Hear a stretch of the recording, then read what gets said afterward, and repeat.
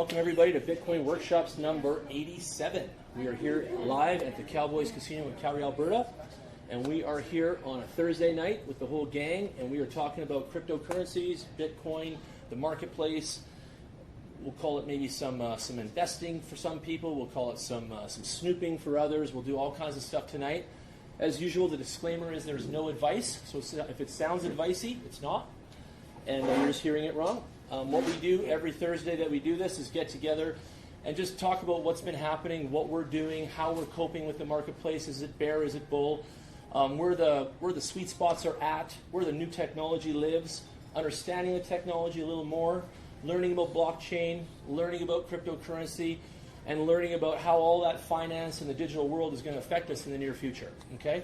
So a lot of you are at home and other people are listening, and you guys are here tonight. And we're such a small percentage. Corey was telling me something tonight, and I was like, remember, we're like the micro of a 1% of society that like knows what's going on, right? So it's like we have a long way to go still, okay? And even though we all think everyone knows it and they heard Bitcoin, they've just heard a name and they've heard a brand or they've heard a word, right? But until you actually embrace it, buy some, get a wallet, get a software, get involved, you don't really know what it is that you have, okay? And the best way that I like to describe what it is, they're like digital bars of gold, okay? And you buy a percentage of that bar just like you'd buy an ounce of gold or whatever you do. And we really believe, I at least believe, that Bitcoin is a bar of gold in the digital format. So many other people are online. You guys have all seen something somewhere, and they all claim their thing and all that good stuff. Draper, he's talked about Bitcoin being a $250,000 in the near distant future, right? And I could see it happening just because I've done the math. I've been keeping up with what's going on, and I've been in the scene now 87 weeks in a row, right? And I've had my ear to the grindstone on this whole thing. And I could see it being $250K. I could see it being $1 million, like some of those other people said it. But when, how long, all those questions, I don't know the answers. I don't have the magic ball. But what's coming down the pipe for you new people too is that the finances of Bitcoin and the way the algorithm is working is going into a halve again. And every time it halves, the shortage of supply increases big time. So then the value of it is intrinsic, so then it will go up. And this halving is supposed to happen sometime, I think, next year, later in the year, or they said early 2021. Still don't know by the velocity still, right, of the mining and all that. But the halving is coming, and it's definitely on the timeline. It's an occurrence that you can't avoid. So when that does kick in, we're going to see value escalate, okay? And it's going to happen with or without us. So don't forget that. So right now we're out for burgers tonight, and I'm at one of my favorite burger joints, and the owner's my old friend for 30 years, and he's a cool guy. And he's asking me about Bitcoin tonight, for the first time, and it's 10K, 10.5 today, Canadian guys, 10,550.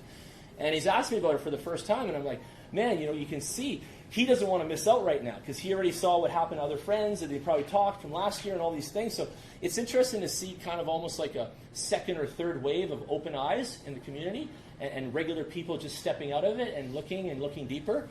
Tonight we have some special guests. We're going to get into some cool conversations. They'll hear about some really neat projects.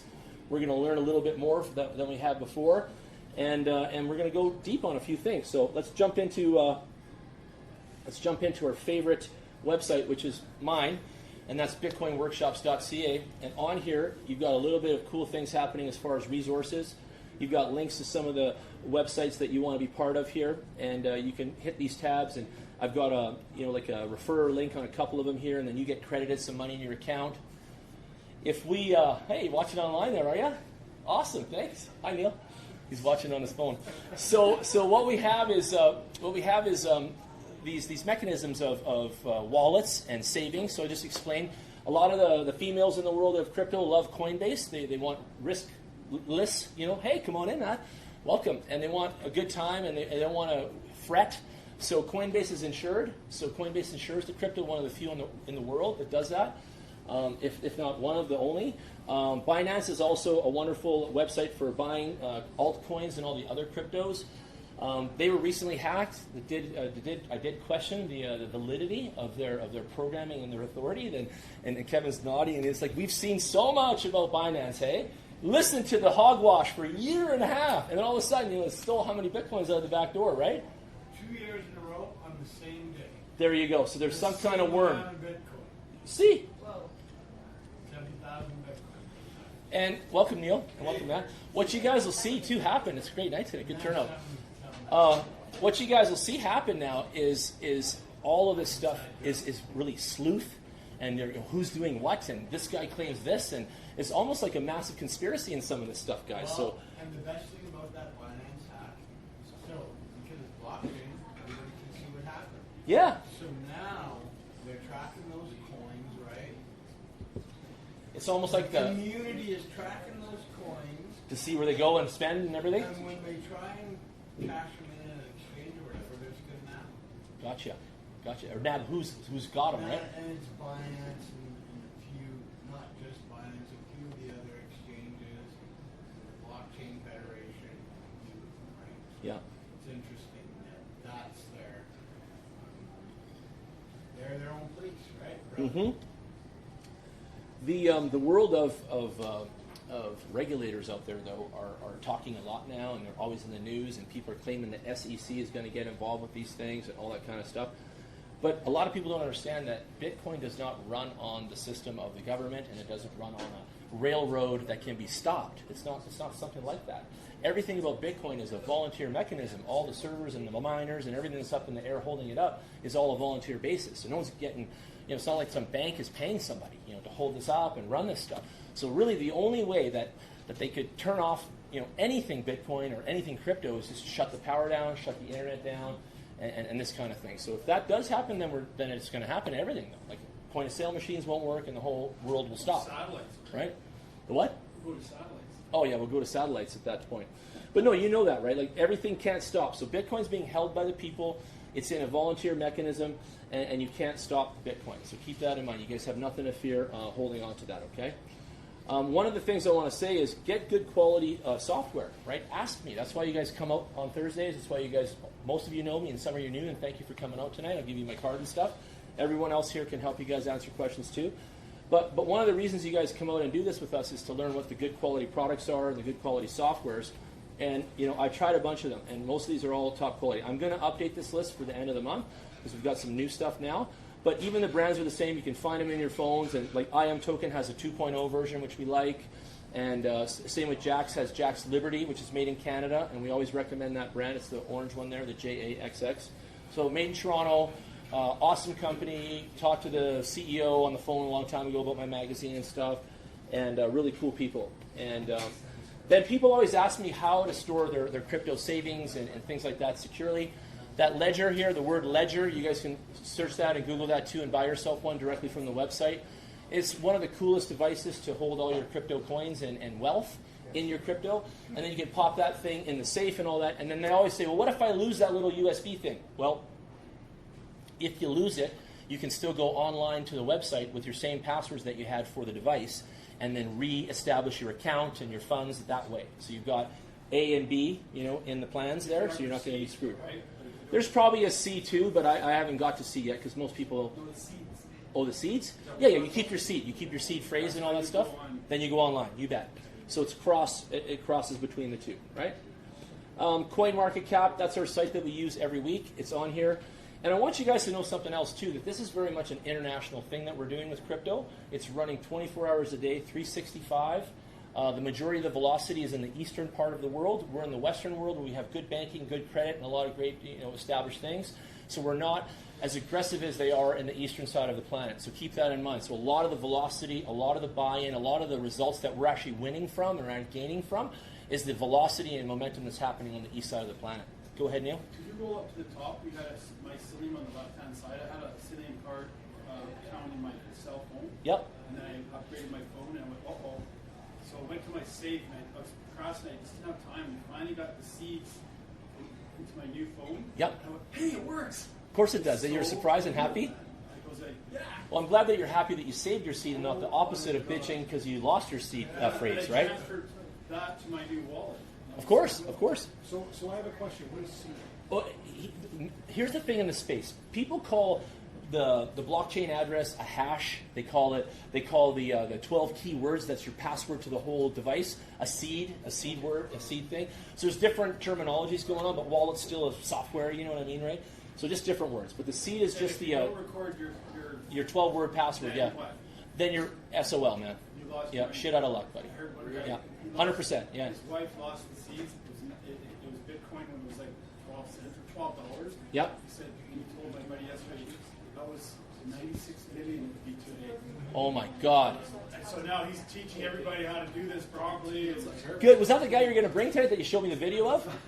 You sent me a video of your phone there. That guy? Is that him? no, it was the guy I did the phone with. Oh, okay. He's hardcore, that guy. Yeah. Well, cool. Ethereum. A lot of people don't know what the point of that one is and who it is and stuff. I'll go fast. But Ethereum is an amazing product. It's an amazing coin. It's an amazing project. It's still growing. It's got offshoots like crazy. It is the backbone highway for smart contracts and blockchain programming. It has given birth to a ton of opportunities and a ton of coins.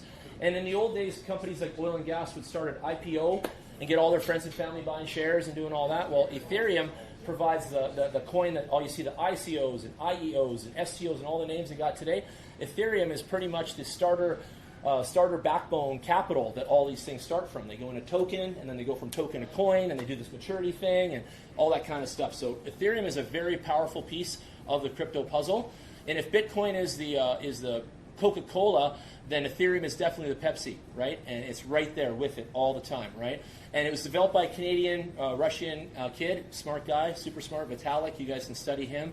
And Ethereum is probably the neatest, interesting crypto coin that was ever invented at its time. Now there's so much else since then, but it is still a mainstay in the system, and it is a true exchange of value. And what that means is that you can go with Ethereum, you can go on the internet, you can go to some of these websites like here, Brave New Coin, Coin Exchange, Yobit, all these ones, and you can buy opportunity. You can buy further altcoins with Ethereum. It's just about as powerful as Bitcoin's. It's down close. Is it going up at the same rate? It does move around in the same velocities, you bet, and at different times too, at different things too. So you'll see them kind of moving, but overall, yes. And I can show you guys some charts in a minute. There's a lot of similarities. A lot of these guys have seen that.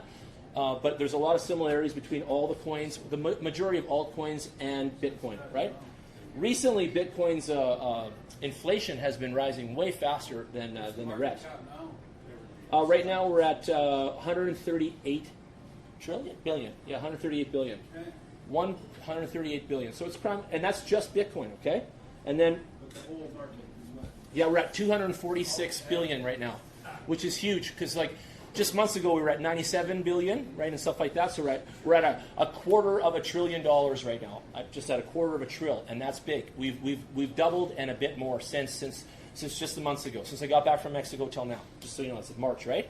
So that's a big jump in a little while. Even my Bitcoin, you can look where you want, but I think I've seen about a 30% plus increase in my value in the last month or so here and stuff. So it's really nice. Fidelity Asset Manager is saying that you can put 2% of the portfolios in crypto now. They're saying that as advice, 2% of your portfolio. Neat. That's Fidelity who? Management?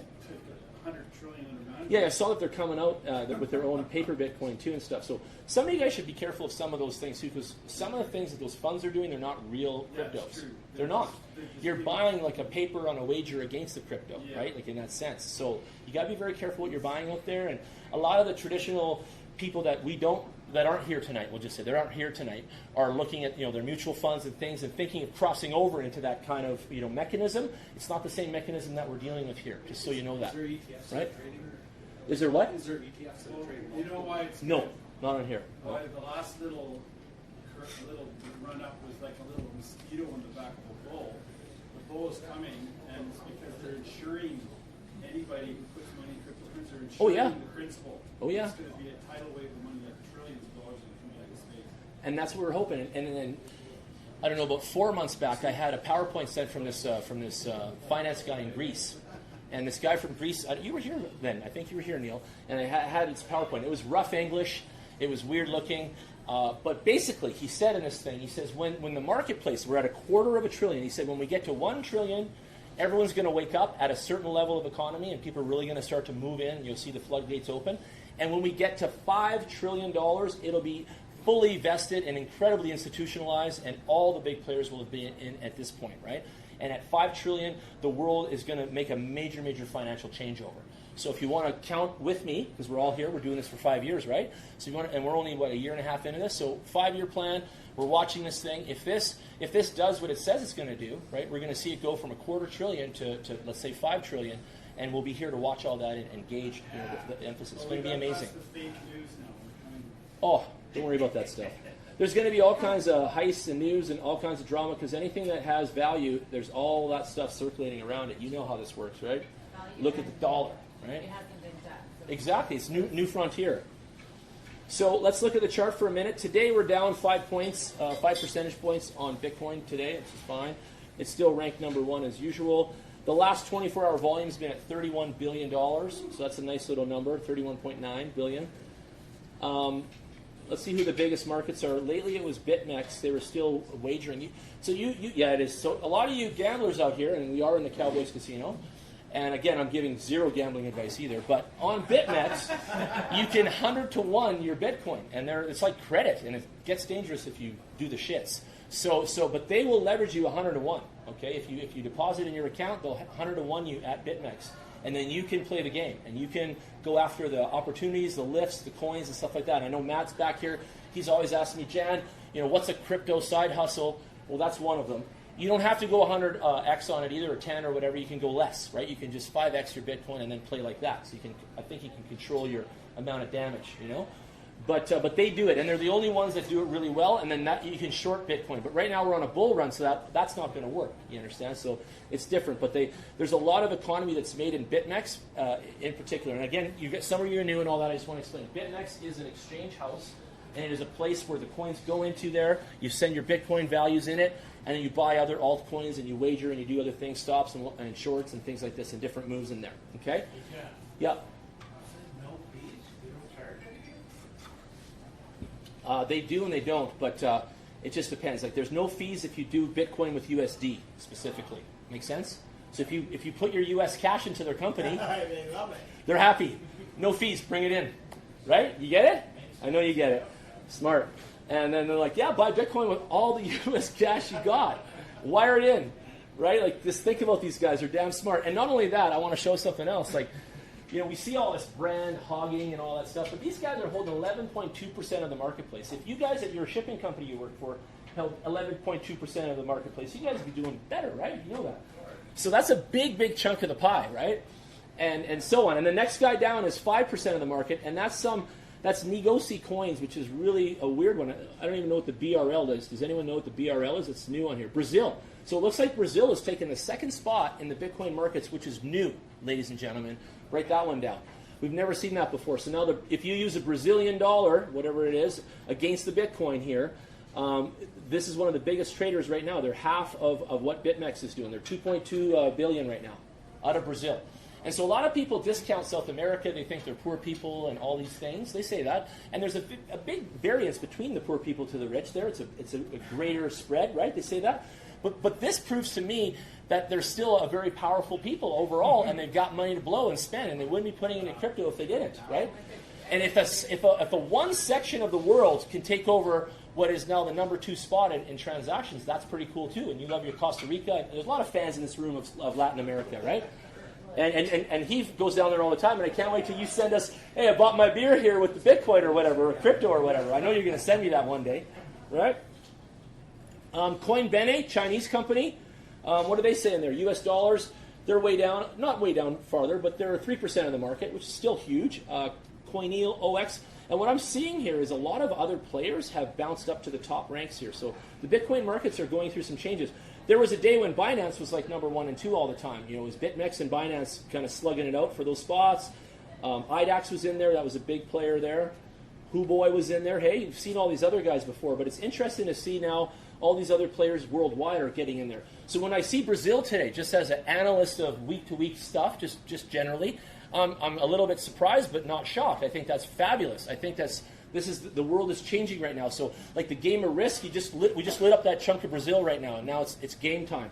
So it's exciting. And as we see more and more countries light up, we'll see South Africa take a big chunk of this too, and other places. And you guys will see a lot more changes in the near future here. It's going to be exciting. Stuff like this makes me really happy. What's up with that Coineel one? Look, it was the only one that had Litecoin in there. Yeah. So pairs are this too. So again, starter capital is any kind of money, right? And then you either get it through a broker like myself or a trader or whatever you do, and you go through a website. There's many options to get it. But once you have your Bitcoin, you can go into the web and put it into different markets. And it's very exciting, right? And that's what Kevin's saying. So some of them say, well, you can buy it with Litecoin. So what they're saying is that you can use other cryptos that you have in stock, because a lot of people go and buy a project and fall in love with it, and they'll hold on to it, and then they'll sit on it, and then they want to do something else with it, and that's where those other websites come into play, because you can trade your Bitcoin for other stuff, or Litecoin, for Bitcoin and things like that. Here's Bitcoin's ROI tonight. I love going over stuff like this. We're at 5,684%, okay, on the ROI. And I challenge anybody in this room, show me on your phone right now something else you bought outside of crypto that had a number like that. Anything? Anything? Anything? Anything? Anything? Look at all the no's. Nothing! Okay, that's what I thought. All right, so market cap, 138 billion. It's big bossing. It's going heavy. Total supply right now is 17 million Bitcoin. We're going to how many million, Kevin? 21. There you go. So we're at 17 million on the street, and we're only going to 21. And like I said, when it halves here in the coming year, it's going to shrink the value, and then we're going to supposedly have another 100 years before we tap it out. That's the weird thing about it. So people don't know that. But after this next halving, it's going to take 100 years possibly from 2022 to 2122 to actually deplete that last bit of that what's left to the 21 million. Because every 4 years it halves. Exactly. Yep. Every 4 years. So it's going to be exciting, you guys. You'll see this. Jan, what does that mean exactly, the halving? Well, the algorithm gets harder. Yeah. It gets harder to solve, so the mining gets harder to do, Right. and the computers have to catch up to that, and it also slows everything down another huge notch, half. Like it halves everything. It halves the output. It halves the income coming from the mining of it and the nodes, right? Okay. So everything halves. And that's expected to affect the value or the supply? Because The supply will continue to continue to trickle out, right? But it does affect the supply absolutely, because it starts to shrink that. It's like a reverse funnel. Right? It's going from the fat side down to the skinny side right now, right? And that's what's happening. In an easy way, if it right now takes like $50 million in electric power to find a block in Bitcoin, Electrical engineer there. you get 100. Let's say this is not real numbers. You get 100 Bitcoins when you find a block. Yep. So when you get halved, now it'll only be a reward of 50 Bitcoins per block. But the same amount of electric power is going to be used to mine that Bitcoin. So theoretically, what happens when something you get half the reward but have to use the same amount of energy to get that resource? What happens to that resource's value? But isn't there going to be more capable machines, solid state, faster machines, technology? Like Yes. During that time. Yes. to make Yep. up the difference? Yes. Well, But our you can't- computing you can't power is mine- stepping up now. Yes, you can't mine Bitcoin beyond a certain pace. So only a certain amount of blocks are released by speed. So even when ASICs first came out, Yeah. that's the resistance that Bitcoin's built to prevent anyone from basically mining the existence of Bitcoin in 1 second. Correct. It prevents it so you can only mine to a certain speed, which is why, for instance, Bitcoin had certain peaks a day to get a transaction instead of 5 minutes. That's the mechanism to secure people from trying It's to valved. monopolize It's it. valved algorithmically. I got it. Big words, funny words, but yeah, it's valved. I read an article too where after the halving, including the increase in energy as well, but it's going to be about $16,000 per Bitcoin. Nice. Well, during the last halving was $16? I believe For wasn't the last. electricity, yes. The last Okay. halving was right prior to the bull rush of 2016. 16 grand to generate one Bitcoin is going to be massive. Right? Was that the last? That was the last halving was right before everyone probably heard of Bitcoin. Right? That big bull rush. The last halving was like 6 months or something prior to that. Exactly. and the rewards at that time were 25 Bitcoin. So in 2016, when it happened, it went down to 12.5, and then next year when it happened, it was 6.25. 8 years, it's went from 24 to 6.25. Guaranteed. Less Bitcoin, more value.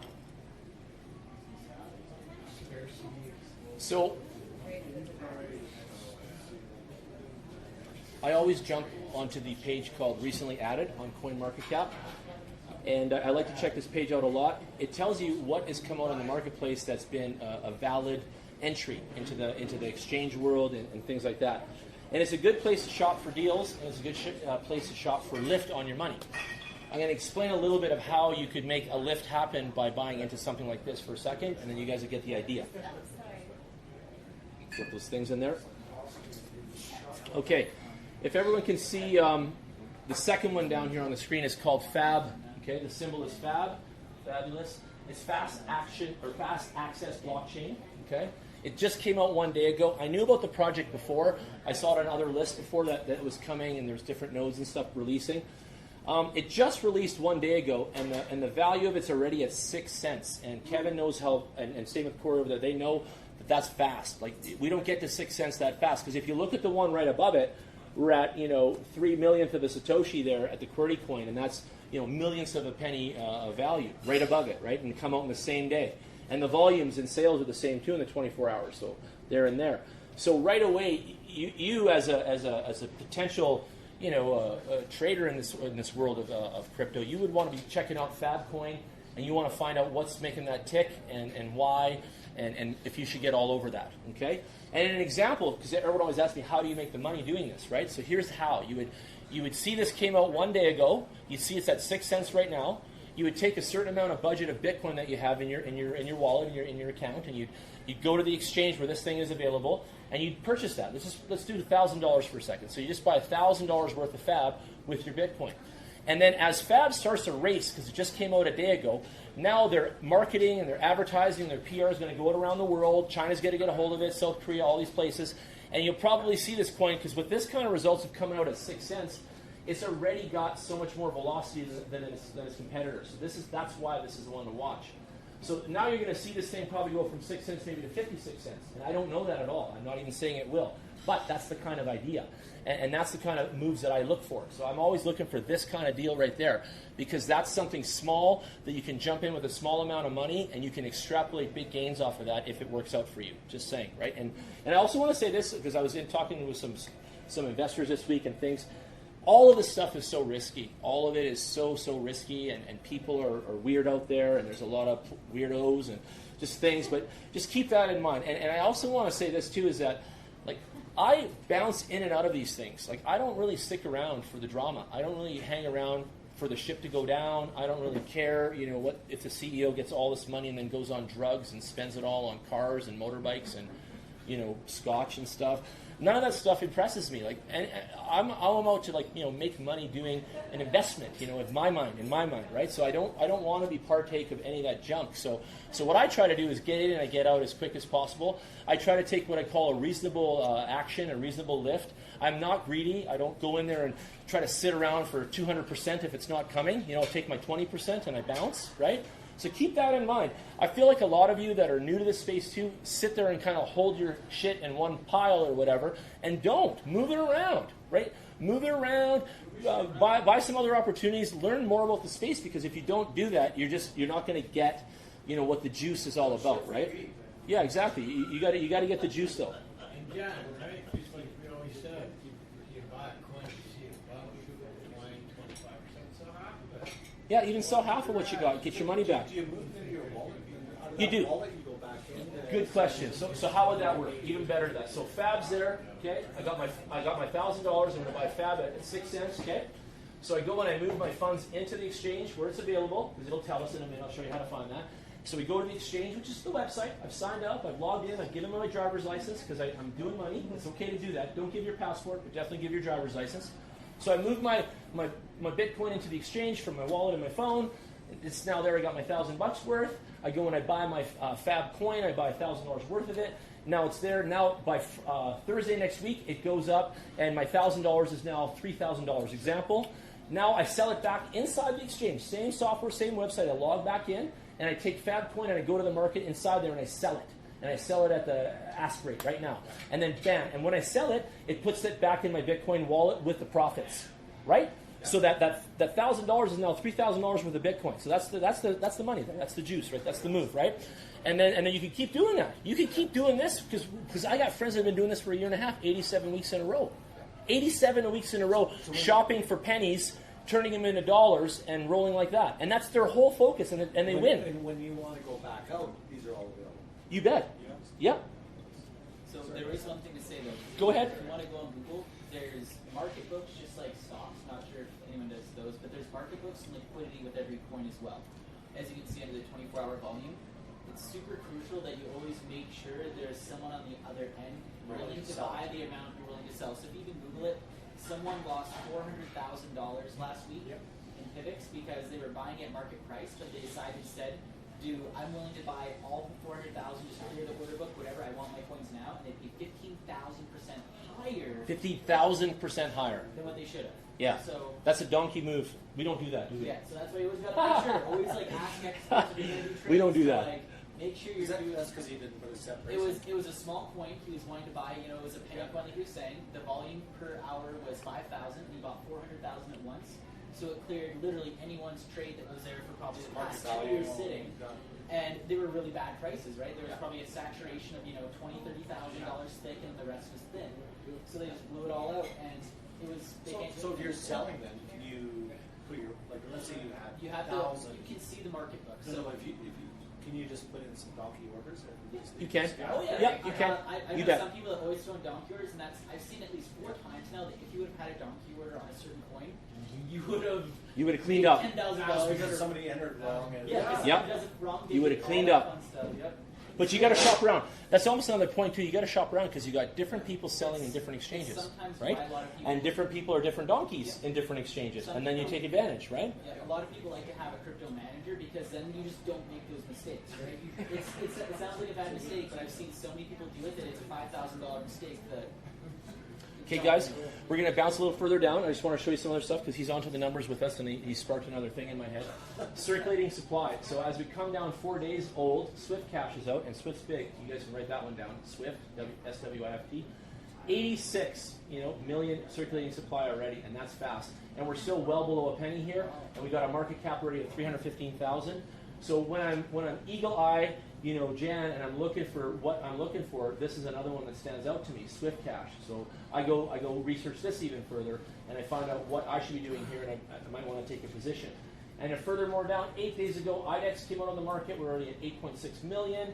We're already at 4 cents. So we could have made some serious lift at day 1. So I just want to show you the difference here. So imagine with me backward, we're already at 4 cents, and we go backward to where we've seen some of these where it's like, a millionth of a penny kind of thing. So these guys have already in 8 days gone up to 4 cents. And if you're back here at a millionth of a penny with your $1,000, then we're up here somewhere around $10,000, $100,000 kind of thing when it gets up to here. So that's the lift. It's massive. Okay. So see that. Okay. And that's the stuff you want to look at. So 8 days ago, some people did really well on this. And if that much transacted, which is not a lot, that's an average of a million, 1.1 a day or something. It's still enough velocity like he was looking for to make this some sort of a better play than maybe some of the other ones, is all you want to see. Some of the other ones are shittier and not so good. This is something that's got some merit, and this one's blowing up, okay? And again, this chart is available every day to you guys. This is on coinmarketcap.com, and it is called the new releases, okay? And it's in the menu there. Pay attention to this. And I talk about this a lot, but I'm going to bounce now out of here. Do you want to say something else, Daniel? If you actually scroll up, there's something that's really interesting up there that if you notice. Go. It's Thundercoin. Yeah, I saw that. TT? It came on the market 7 days ago, and its 24-hour volume is $23 million. Yeah, I know. So imagine a stock getting $23 million in volume. PT. So write that one down too. I don't know anything about it. Me neither, but check it out. That's the highest volume by. It's 50 times They're new. the volume of any other. They're new. We Bitcoin, haven't right? seen them yet. Yes. But this is where we go fishing, right? For the new stuff. So this is where you throw. That's You what can throw research construction on the in, news, right? you There's see good that news and bad in there. news. It's Hey, you gotta pay to play, right? That's how it works out there. So next one I go to is gainers and losers, and that's on the more mature movement of such. So this is a nice little indicator of how the market's going. So I like to bounce to 7-day things, and this is when my brains explode. Okay, and when I see stuff like this, I can't even imagine. So right now, Blue Whale Exchange came out on the market with their own in-house IEO, the BWX coin. You can see that it's already at 15 cents, and it's had 9,000% plus growth increase in 7 days. So this company, it's a company, Blue Whale Exchange is just like another exchange like Binance. They come out with their in-house token, BWX. They blew the doors off some sales. They're at 15 cents already, and they've given their investor or holders, we'll call them holders, over 9,000% lift. I missed that one. I'm mad right now. I like that stuff. The next guy down from there, let me finish, 290%. So we're still in the love zone. Clipper Coin, CCX, is 275%. Matic Network was 221%. GMB, 203%. Bit White was 156. I'll stop there for a sec. BTW, BTC is Bitcoin. I usually buy coins in all of the Bit family, so you know that. and I like them, and I've got the Bitcoin Diamond. Hey, come on in. Welcome back. I buy Bitcoin Diamond, I buy Bitcoin Gold, and a whole bunch of Bitcoin Green, so you guys know that, okay? Okay, what else is on that there?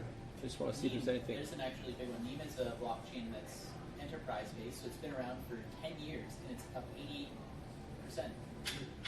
the past 7 years. Yeah, NEM? Yeah, that's a big Yeah. blockchain. Oh yeah, I own some of that. Number 19 there, NEM, and the symbol is XEM for you listening. We're already at 99 million in the 24-hour volume, up 88%. All of these, okay, ladies and gentlemen, this whole sheet, right there, that whole page down to 30, look at that. The lowest guy on the totem pole is a 74% increase in your money in 7 days. The lowest guy on the list, okay? Then again, go to the top spinners at 9,000%. And again, I'm mad. I missed this one. This reminds me of that Medcoin. I missed that too. And it spun off like that. It was gigantic. And then if you want to dial it back, you can hit the tabs up there. All these websites also, for the noobs, they all act like spreadsheets. So you can sort based on the titles here. They'll sort for you. They'll give you the highest amounts, like we can do it here.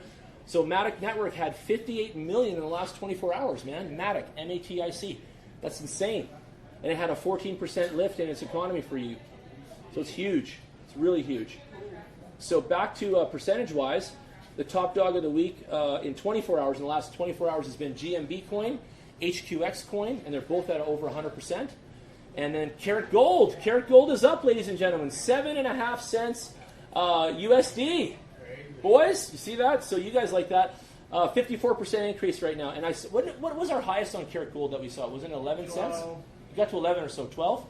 Yeah. Is that a Carat bar thing? Yeah, that's the Carat bar one.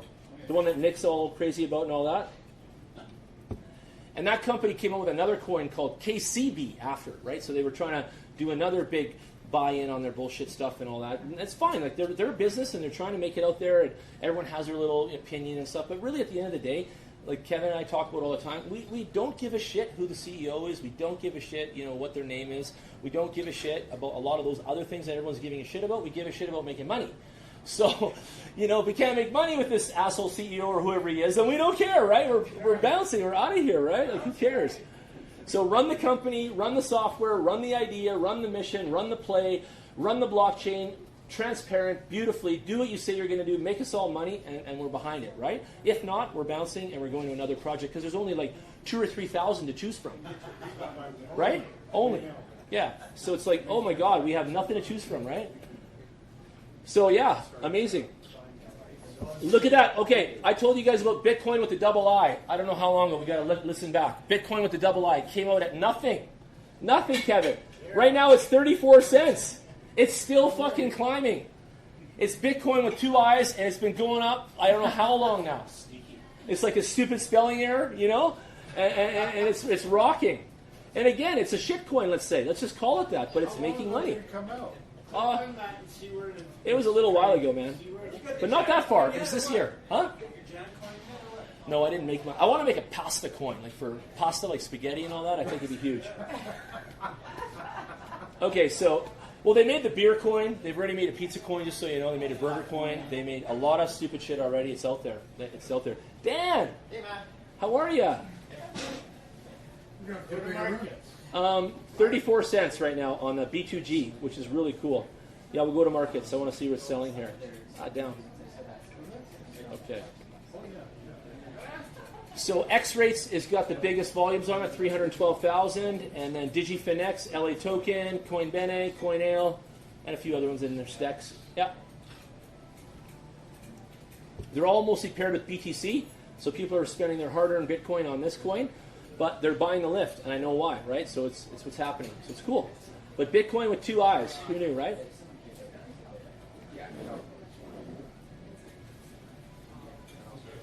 Maybe, if you want to see, maybe sit on that edge there. Oh, okay. That one's open.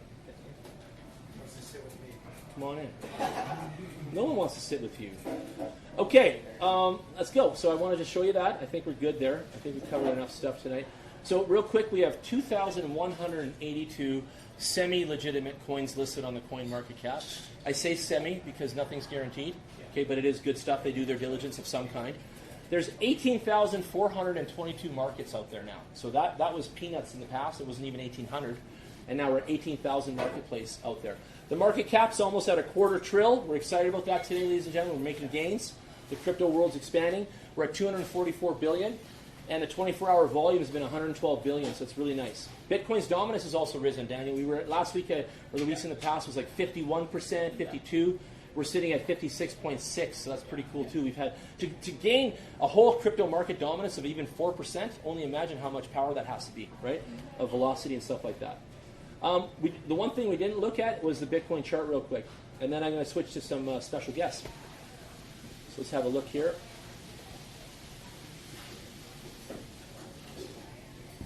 Yeah. All right. The chart should be just, bullish as fuck, and it is. Look at that. Look at that end piece there, right? You can see it. Let's just drill into 7 days here. I think that's when all the sauce has been happening. Nope, 1 month. You don't see that every day. 3 months. That's a fun fact you should also mention. The volume is higher this past 24 hours than it ever has been in On its Earth. entire life. There you go. So even during that 20,000 rush, more Yep. people are buying today than then. The volume in the last 24 hours has been more than any other time on Earth right now, today, in Bitcoin. So congratulations for coming out, too. That's why we got so many peeps even tonight. The energy's out, right? It's brewing. So there you go. It's on a constant uplift. You can see it just ripping up here. Started down here, small market cap, and it's just grown huge. Like it looks like it's almost tripled itself in market cap. It has, yeah. No, almost. So it's close, but yeah, it's still gaining pace, and it's exciting times. It's exciting times in the whole crypto space right now, and a lot of people bought in a high rate because that's when I think a lot of our neighbors and everybody came out of the woodwork and brought that cash they had under the pillow and stuff like that, under their mattress. And they bought all of this crypto at a high point of its cost, right? So there's a lot of people right now that are just excited as hell to see this stuff start to climb because they've been waiting. They've been waiting a long time. So that's why I like it. The energy's going to flip and everything's going to move into another thing. What was that crazy French guy's name, Paul something, that they said was the Bitcoin, Paul LaRue? I think so. Satoshi? Did you guys hear that? Seriously? Yeah, some crazy worldwide gangster was named as the possible programmer guy for Satoshi. Yeah. No way. I'll show you guys. Let's see this for a second. I always want to touch down on some crazy news for once. And this is good. Okay. So Satoshi Nakamoto could be criminal mastermind Paul LaRue. Okay? And after tonight, you guys go do your own homework. Dan can help you because he's a big internet sleuth. He'll research the shit out of it for us or with us. But anyway, I read this already. I'll just fast track it for y'all. There's Paul now. He is a man that was originally creating software in his early days that did cryptography. And we're like Bitcoin came out, blockchain came out in 2008, the whole style of it. 2009 was when Bitcoin was released to the world and started its journey. It was January 3rd, 2009. And then prior to this, in the 90s, this man right here, Paul, was already doing cryptography. He was already taking a file folder of sensitive data, encrypting it, and then sending it to your buddy. Right? He had a software that you could download on your PC, Windows, Windows 1, you know what I mean, or Windows 92, and put that little patch code on there, and you could actually encrypt your file folders on it. And Paul had invented that, and CIA and just all kinds of crazy institutions took his software and made it their baby, and he became famous. And then later he worked on the other side of the fence trying to hack the hackers because he was a smart guy. And then overall he got into crime. And crime had the bigger paycheck. So he went there. And they're claiming that he has a lot to do with this. And even his name, he had a fake passport that had a similar Satoshi. That's him as a young boy. He had the hockey hair just like, who was that? Darcy. Darcy had that hockey hair. That's a bad picture of him. And that shaker knit sweater from Eaton's. Remember that? That was in the catalog. Oh, yeah, and the sweats like that, they don't wear them like that. Now they're skin tight, the sweats, right? All the boys wear the skin tight sweats. Here we go. So his last name, Satoshi Calder LaRue, right, Paul? This is some fake passport from the Democratic Republic of Congo. But he still made that name up, basically. Of course he did, dude. Yeah. So that's quite a bit of circumstantial evidence, that's it. So the E4M website was archived. It's a manifesto stating that the governments are increasingly relying on electronic data collecting. Anyway, he went on to talk about preserving civil liberties, which he's a big advocate of at the time because that was the movement. But anyway, so 10 things that point to LaRue building Bitcoin. Here's the fun stuff, so let's get into it. So number 1, the curious Satoshi, Solotoshi monikers. Number 2, both were programmers familiar with C++, and that's really the standard code of programming. Number 3, both had strong interest in cryptography and privacy. Number 4, both were very wary of authority. Number 5, both had interest in online gambling. Bitcoin's initial code had a poker client included. Interesting. Number 6, both were well aware of the difficulty with traditional payment systems, LaRue on account of the illegal prescription drug racket he was running. So there you go. Number 7, Satoshi's spelling and language, the way he spelled the word analyze, color, defense, bloody, hard, is consistent with the Rhodesian LaRue's. So there you go. So they're analyzing different emails that were going around from Satoshi. Satoshi disappeared in early 2011 to move on to other things around the same time that LaRue was transitioning from software genius to cartel mob boss. Number 9, with tens of millions of dollars in cash, LaRue would have no need to cash out his Bitcoin once the price began rising. So he was already well fed with his cash. And number 10, and if anyone could have hidden wallets containing 1 million Bitcoins of them, not a million, it would have been the creator of disk encryption software TrueCrypt. He made TrueCrypt? That's him. Oh my goodness. See? Yeah, I was wondering what happened to that guy. He fell off the map in 2014. Well, there you go, broski. He just might have made Bitcoin. How about that one, computer nerds? That's great. Hey? Yeah. See? That kid's happy. So, there you go. And then and Dan loves this shit. There's some snippets of the emails from Satoshi and stuff. Also, Bitcoin more about Silk Road and things like that. Oh, yeah. Right? So Yup. there is a connection there. I also felt there's that drug and all that stuff, because Silk Road was this website that was developed by a Vancouverite, Ben City Boy. I can't remember his name. I don't need to. And he knew who Satoshi was, because Bitcoin was the only currency that entire e-commerce site transacted in. And it started like that, because they didn't have a way of selling credit cards that are stolen to people unless they had Bitcoin in those days, just so you know. And whatever they sold us, so guns and drugs and all these things. So it started very shady. It really did.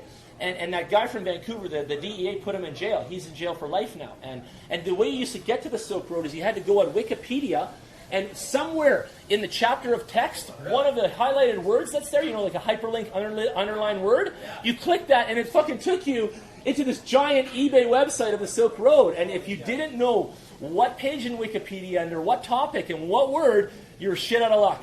And the word got around, and it was really interesting. And he moved it around all the time.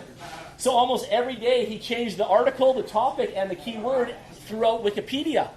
Wow. So you got this giant world encyclopedia of data, all this massive trillions of topics, and this dude is fucking moving this thing around the entranceway to the dark side. Insane stuff. Trust me, man. It's amazing. So, after all that shut down, after all that criminal activity is over, all that drama's done, thank God. And now we move into the future where we are today, 10 years later, and Bitcoin's cleaned itself up a lot. But this is a lot of reasons why you guys have seen the banks and everybody stay away. And they're not stupid, too. Like, they're obviously evaluating the risks, And with a bit of a torrid past like that, how can you blame them? I know clean business, and it's just not something they want to get into, right? Like, let's be honest, right? So I get that. I get that all. And I wouldn't even be with Bitcoin today if it wasn't the cleaned up version that it is, by the way. Like, I wouldn't want to be involved with any of that past stuff that they had. It's all crap. Yeah. But today still, let me say this, that they're still doing stuff illegally on the web, and it goes on in a thing called the dark web, and there's another tool called an onion browser. And for those of you that like to, go down the rabbit hole of, whatever, you can find that stuff out there. It's not secret to get it, but then you have to go find your way in the weird world of the underbelly, right? So tread safely, young peeps. Tread safely. So you can see that same computer guy. He stayed up 24 hours a day, and he had a big cocaine habit. You can see this cocaine storage here. They found this in his fridge. That's a lot. That's a brick. Each one. This guy was staying up a lot. I don't think he slept. He didn't sleep, dude. And you imagine what he would think the world's after him, eh? And just keep doing drugs. The world's after me. And he would, just imagine the stress and the pressure and what he's doing. Insane. And if he really is Satoshi, I can't even imagine. So anyway. Is this guy in jail right now? He's in jail. Yeah, they got him locked up. Okay. They found him. They pulled him off some island somewhere. They got him in jail right now, and they're using him now. Their plan with him is just a skeptical plan. I read this online. It's not the real plan. Again, this is no advice. You guys know this. This is edutainment. Some of it can be bullshit, okay? But their plan with him is to turn him back into revealing who all this is. And that's why Craig Wright was claiming that the world is going to see who Satoshi Nakamoto is. And if you guys are keeping up with this, this is a big drama and a big deal, okay? So Craig Wright was supposed to announce this to the world, and a lot of that had to do with all of this going on as well. So I think the plans are foiled. I didn't see the big announcement. Did you, Kev? There was no name of him. It was that AI video from China. I saw that. It was bullshit again. It was bullshit again. Bullshit again. Bottom line. A deep fake video, basically. That's what it was. Okay, yeah. So right now in China, what they're doing is they've made newscasters digitally, and they slice the face off, and then they put Mike's face on mine, and all of a sudden I've got his voice, and I'm doing something, and I'm saying words that he never said, and this is what's going on. So they put a fake AI video out, and it's just going to get worse with stuff like that. So you guys all be careful what you're reading and believing out there too, please. Yeah, for sure. Please. Okay, I'm going to bounce out of this. Let's get our first special guest up here. Who wants to go first?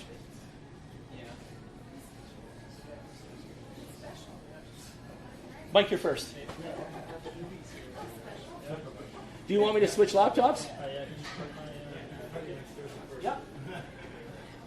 You have a table? Yeah.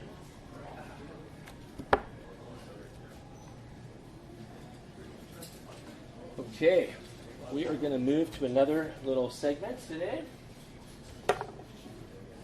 So tonight, your special guest first is Mike. He is here to talk about blockchain and the developments of it, and you guys can ask him questions later. Mike is a blockchain programmer by trade, and he's also developing some really cool apps and already has. We have got some stuff that he's been working on to show you guys. Be prepared. It's very techy and very electronic-y and geeky, so you guys will try to keep up. If you have any questions, I'll fill in. But we'll get to see the cool stuff. And we'll pass it around the room. Do we need some more room on this table? Yeah. Okay. Yeah, whoever built TrueCrypt would probably have the technical skill to be a founder of Bitcoin. So, because that was interesting how that worked out. Yeah, sure. Mike, you get set up.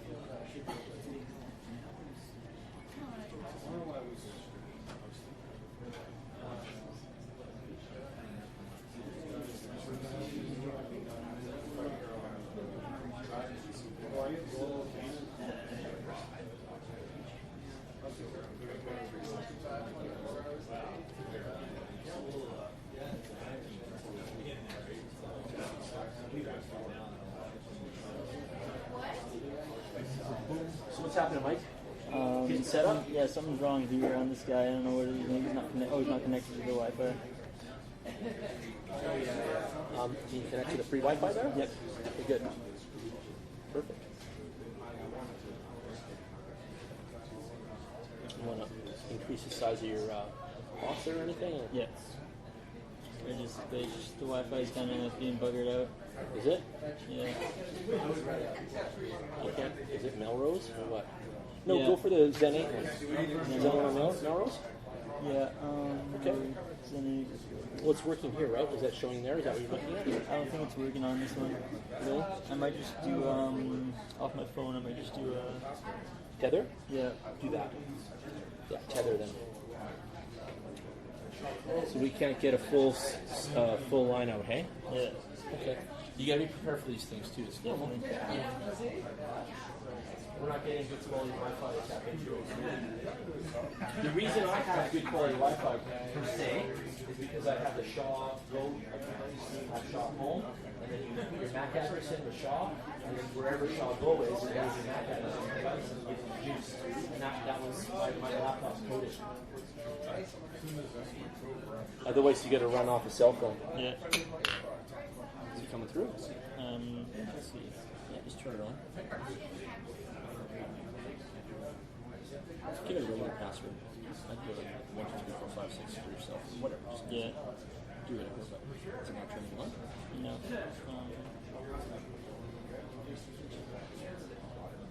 Slide it. Yeah, it's not sliding. It's taking a second.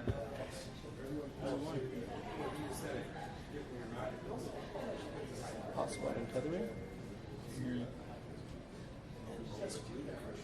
Oh, no, I gotta enable.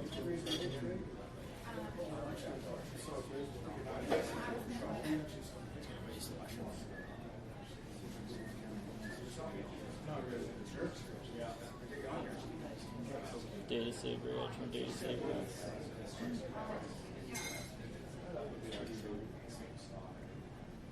Here, you can do me. Go to Jan's iPhone 2 if you can. You see number? Yeah, Jan's iPhone X. And the password is 88888. How much? 8.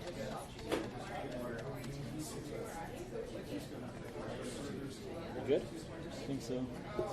Let's see if this goes. Look at that guy. That guy goes. It's coming. See the time. Are you? No, you're not even logged in. Here. Go back on. You're not logged in. Oh no, that's coming. Go back up.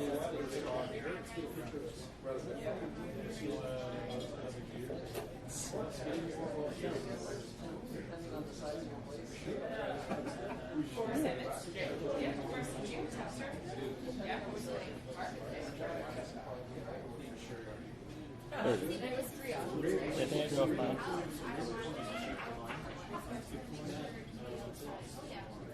Came on. Frank says hi. Who? Frank. Oh, thanks. Yeah. Thank you. Say hi to me too. No? You're not gonna do it? I can go on mine too now. I got It's mine. on. It's on my phone. So it says it's on. So try it. Yeah.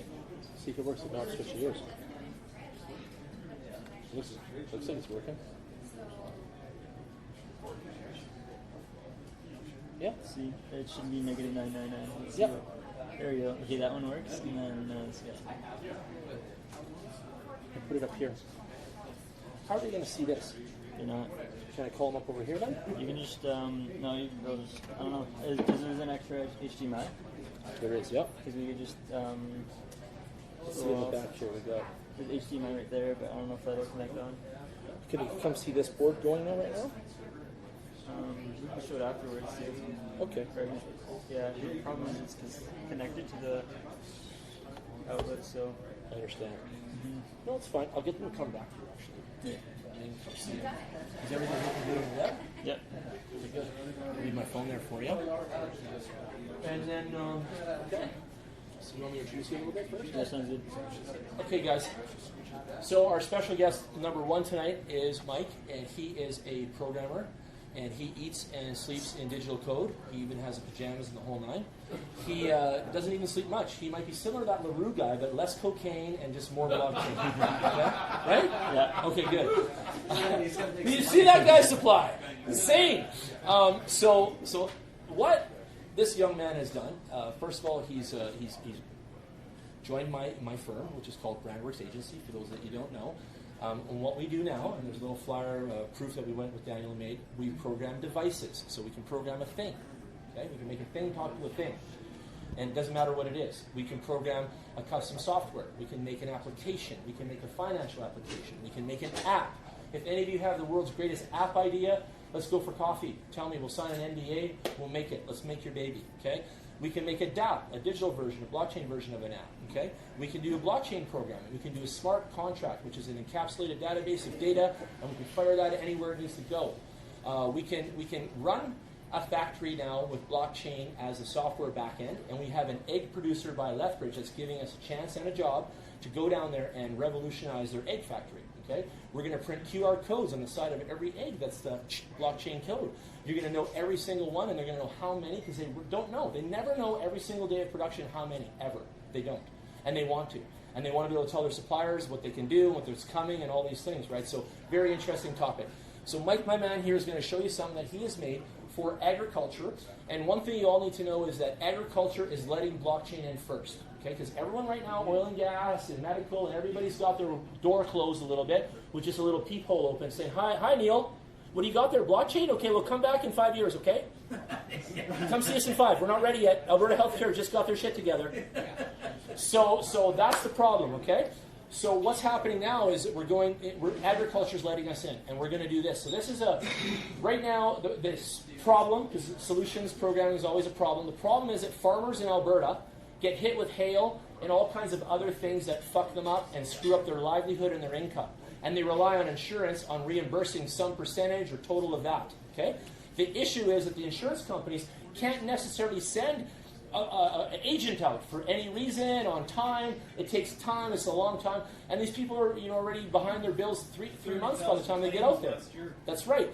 And then they dick them around because they can't prove it. Okay? They can't prove it happened. And there's a lot of drama that goes along with everything in life. But this is one of the farmers are suffering. So this insurance company wanted a beta test done of how this could work and how they could track what's happening on the farmer's land. So now we go out with the Internet of Things, and Mike's got all the sensors and valves and humidity and everything being tracked. And we can see and we record what's happening with Mother Nature, what's happening to the crops, and what's actually happening on that farmer's section of land and his 4 walls.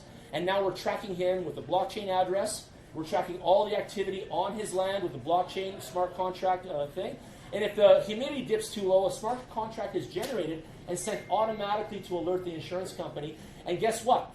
Now, example, imagine the farmer's a little dishonest. He's got a section of land, but he tells him 2 sections got fucked, right? And I need money for that, right? They don't know. This is the big skeptical thing of it all. So now the blockchain is going to send a smart contract for the exact amount and the real deal. And now it's valid, and now they can trust it, and now they don't have to send a rep out, and now they know their farmer is legit, and now they pay, and now they stay in business, and it's just a beautiful thing. You get it? So go ahead, Mike, show them. Yep. So I'm a comp sci student at the ULETH. Basically, what I've been doing these past 8 months is really getting in with the department and just doing what's called applied studies. So basically, what I did was I just spammed out emails across the whole directory of the ULETH, just asking professors if I could work with them in industry and build different projects based on blockchain to address real world needs. And so I've been meeting with the AFSC, the Agriculture Finance Services Corporation. And so a big problem they had was basically a lot of their money and time is spent sending a physical person out to a land claim if something went wrong, such as perhaps the temperature went too high, perhaps the bees were too cold or whatnot. And a solution for them could be having these smart contracts, which is programs built off of Ethereum or Hyperledger, which could basically just automate the whole process based on sensors. And so then that's the whole thing we're looking through there. The only problem is the AFSC, they had kind of some shady stuff happen with their executives. It was back in 2015 or something. So the new government is very wary of them, rightfully so. so they don't know if they're going to be able to do this kind of R&D stuff. But since I emailed them out, they got a whole R&D team looking at the like blockchain stuff. So one of the final projects I built was an asset tracker on blockchain. And so with this, it's kind of like it's on the Ethereum blockchain. So interesting thing with kind of this like crypto stuff is right now like the markets are kind of really irrational and stuff. So reading the white papers doesn't really matter. Yeah. But as the market matures, you're gonna have to start looking at the white papers and understanding the actual technology behind the stuff. So yeah, I've been just with various professors just reading through the white papers and understanding the depth behind all these different types of cryptos or blockchains. So what this asset tracker can do is basically it monitors temperature and humidity, and then location too. I just don't have the GPS set up for location, but as you can imagine, like you simulate time across the whole supply chain, and then perhaps the temperature dips below a certain amount, or humidity. It would kick out an error, and then from there you could cancel the order or continue. And so right now in supply chain, a lot of the supply chain networks are kind of a black box. So the example Lethbridge I was given Lethbridge was Southern Alberta is the leading export of hay for the majority of the world. And so one of the big problems was they were exporting hay to South Korea and so South Korea, the humidity is very high. So when you export hay to South Korea, what ends up happening is they would let the hay sit in these like shipping docks for a long time. It would grow mold in it, and so then the problem with the mold is then they can collect insurance off of that. Then they just scrape off the 3 inches of mold, and from there, they can just use the hay again. And so that was because it was a very black box process. But with IoT and blockchain, what you can end up having is like a process monitor throughout the whole life cycle of the supply chain, so you know if anything shady happened. And so then, yeah, I built out the there's a simple like humidity sensor, temperature and humidity sensor on a Raspberry Pi. And so then, that was really quick there. And so then you can also look at the analytics throughout the whole process. This is tracking the temperature and this is tracking the humidity. Give me a pause for a second to show you guys. Everyone can come over after because we'll leave it on the table. But right now we have this micro PC processor called a Raspberry Pi. It's in my hand. This is a full-fledged PC computer running here. Similar, it's running on Linux, but it's a full-fledged computer in my hand there. This is a little circuit board that he's just using for test lab, so it's R&D, and he's set up the little requirements. And this is a screen that keeps the monitoring going, and this would be just like in the factory, right, of where this stuff is situated. So they'd have screens and they'd have monitoring, and they could find out all the data that they're looking for, and it's all reporting on. So really cool stuff. And he's put all that together with just some of the test lab tools and stuff like that. So come on over after and have a look. Go ahead. Yeah. And so also. I won a blockchain hackathon in Lethbridge. So it was the first one they had hosted there. Because agriculture is basically supply chain and smart contracts. The big application of this is anytime you have a large amount of throughput, so that could be like a supply chain with food. So that's why they're trying to make it a big ecosystem down there. So the hackathon was basically, it was a 6-week kind of like business pitch and coding competition. So we were up against a lot of like graduate students, business students. We were kind of like this mangled up group of like, we had an anthropology student, we had like a math ed student. So we were like, it was very strange because we were kind of set up to lose, but ended up winning first place in that. What we built was a smart contract for construction project management. So oftentimes in the construction industry, what you have is projects take too long and they go over budget. Oftentimes, like bigger government projects, they take minimum a year longer than what they're supposed to and cost 50% more. And so basically, we had a way to track the inventory of all the items coming in and out. And so then, the judges really liked that. We had some judges come from Toronto, all over Alberta, to watch the pitch. And so that's basically it in terms of the blockchain stuff I've been doing. Well, the Dragon Dance next. Yeah. Congrats on the first place. Yeah, thanks. Do you track the humidity of the hay right to Korea, like getting back to what you were saying? Yeah. Korea? Like So that device goes. Definitely. So it would track all the way. There's what's known as edge computing, right? So a big problem with the IoT stuff right now is that if you imagine like just tracking something as simple as like humidity or temperature, you have to like ping up to the server like every once in a while. But with edge computing, what you do is you'd store all the data right on the device, and then once let's say we're in Lethbridge, you store all the information right onto the device.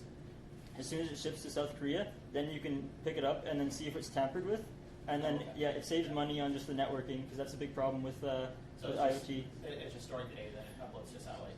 Or do you program like so it's out of a certain range, then it fires out? Definitely, yeah. So yeah, as soon as it like reaches a higher load, just kick out and then let people know. Yeah. But like, is it broadcasting in real time, or is it just waiting until it gets there before it uploads? So that could be so that'd be the edge computing would be like you wait till it uploads, Yeah. and then or you could broadcast with real time too. But then you're also paying for satellite TV, right? So Yeah. Also, so to upload to the satellite. So like, Yeah, you could do either. Yeah. yes, for instance, like whenever there's a transportation dock or stop for, especially for semi trucks or transportation cargo on roads, you'll have certain docks and ports you have to stop and record whatever's happening in your weight, all that stuff. Yeah. Every single time that would be the send of data. So the timestamp of the past 4 hours. Here's every second and the change in temperature and humidity during the seconds. Then upload and then on their way. So when you say device, so obviously it's not shipping one bill a day, they're shipping 20,000. Definitely. Still Yeah. multiple access to cargo containers. Just like a $20 device in every single sea can, right? Yeah. That's held on, and then that basically now that $20 can let them save, $50,000 in insurance money. Absolutely. Yeah, and so there's what's known as Hyperledger too.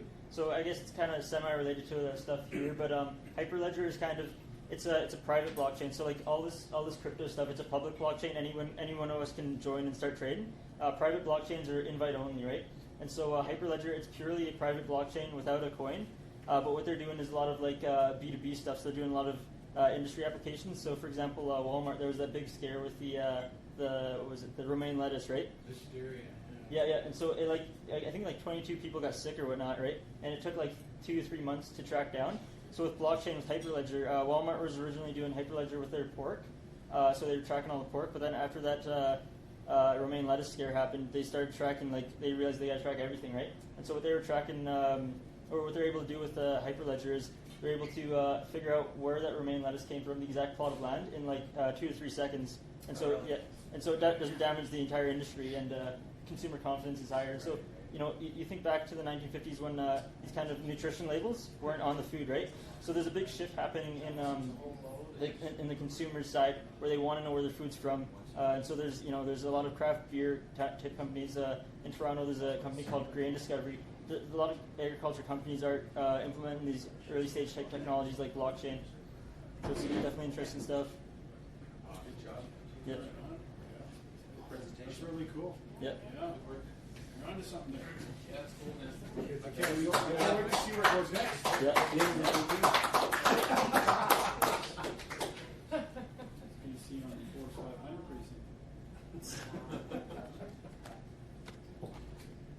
Yeah, good job. Come on up, Kyle. Come up with your guys here. No, come on. Give it a go. Yeah, do you want me to put my laptop up? You guys want to show something? Yeah. Just put it. Let's do that. All right. Good job, Mike. This stuff is still plugged in up here. Do you want to leave it in here for now or whatever? Should we play around with it a little bit? Okay, we can at least See how everything's going up here. turn the power off. You guys can see the little board here where he made stuff. Yeah, so we didn't do a big presentation. That was pretty Talk on the website because you guys normally do. That's always the best. And if you know the company or whatever that you did that project with, put them up there too. Yeah, right? Okay. Yeah. Sure. Giver. All right. Sounds good. We'll just move on. And let me plug that TV in. We always wing it, you know. This is a casual night of fun. see that. Talking about satellites, actually. Vacation lunch and So Tesla, right? I saw on the news that they're actually going to be launching, what, is it like 60 satellites? And SpaceX? I just saw that in an article like yesterday. Yeah. Yeah. But it's technically a separate company. One of the guys that knows them involved in XYO. I saw some pictures and it looked like he was going to be sending another car up again. Probably not, because that's pretty expensive, but that was just Well, no, I saw a car right in the middle there. I'm like, okay, is that going up with the spaceship again? Yeah. But,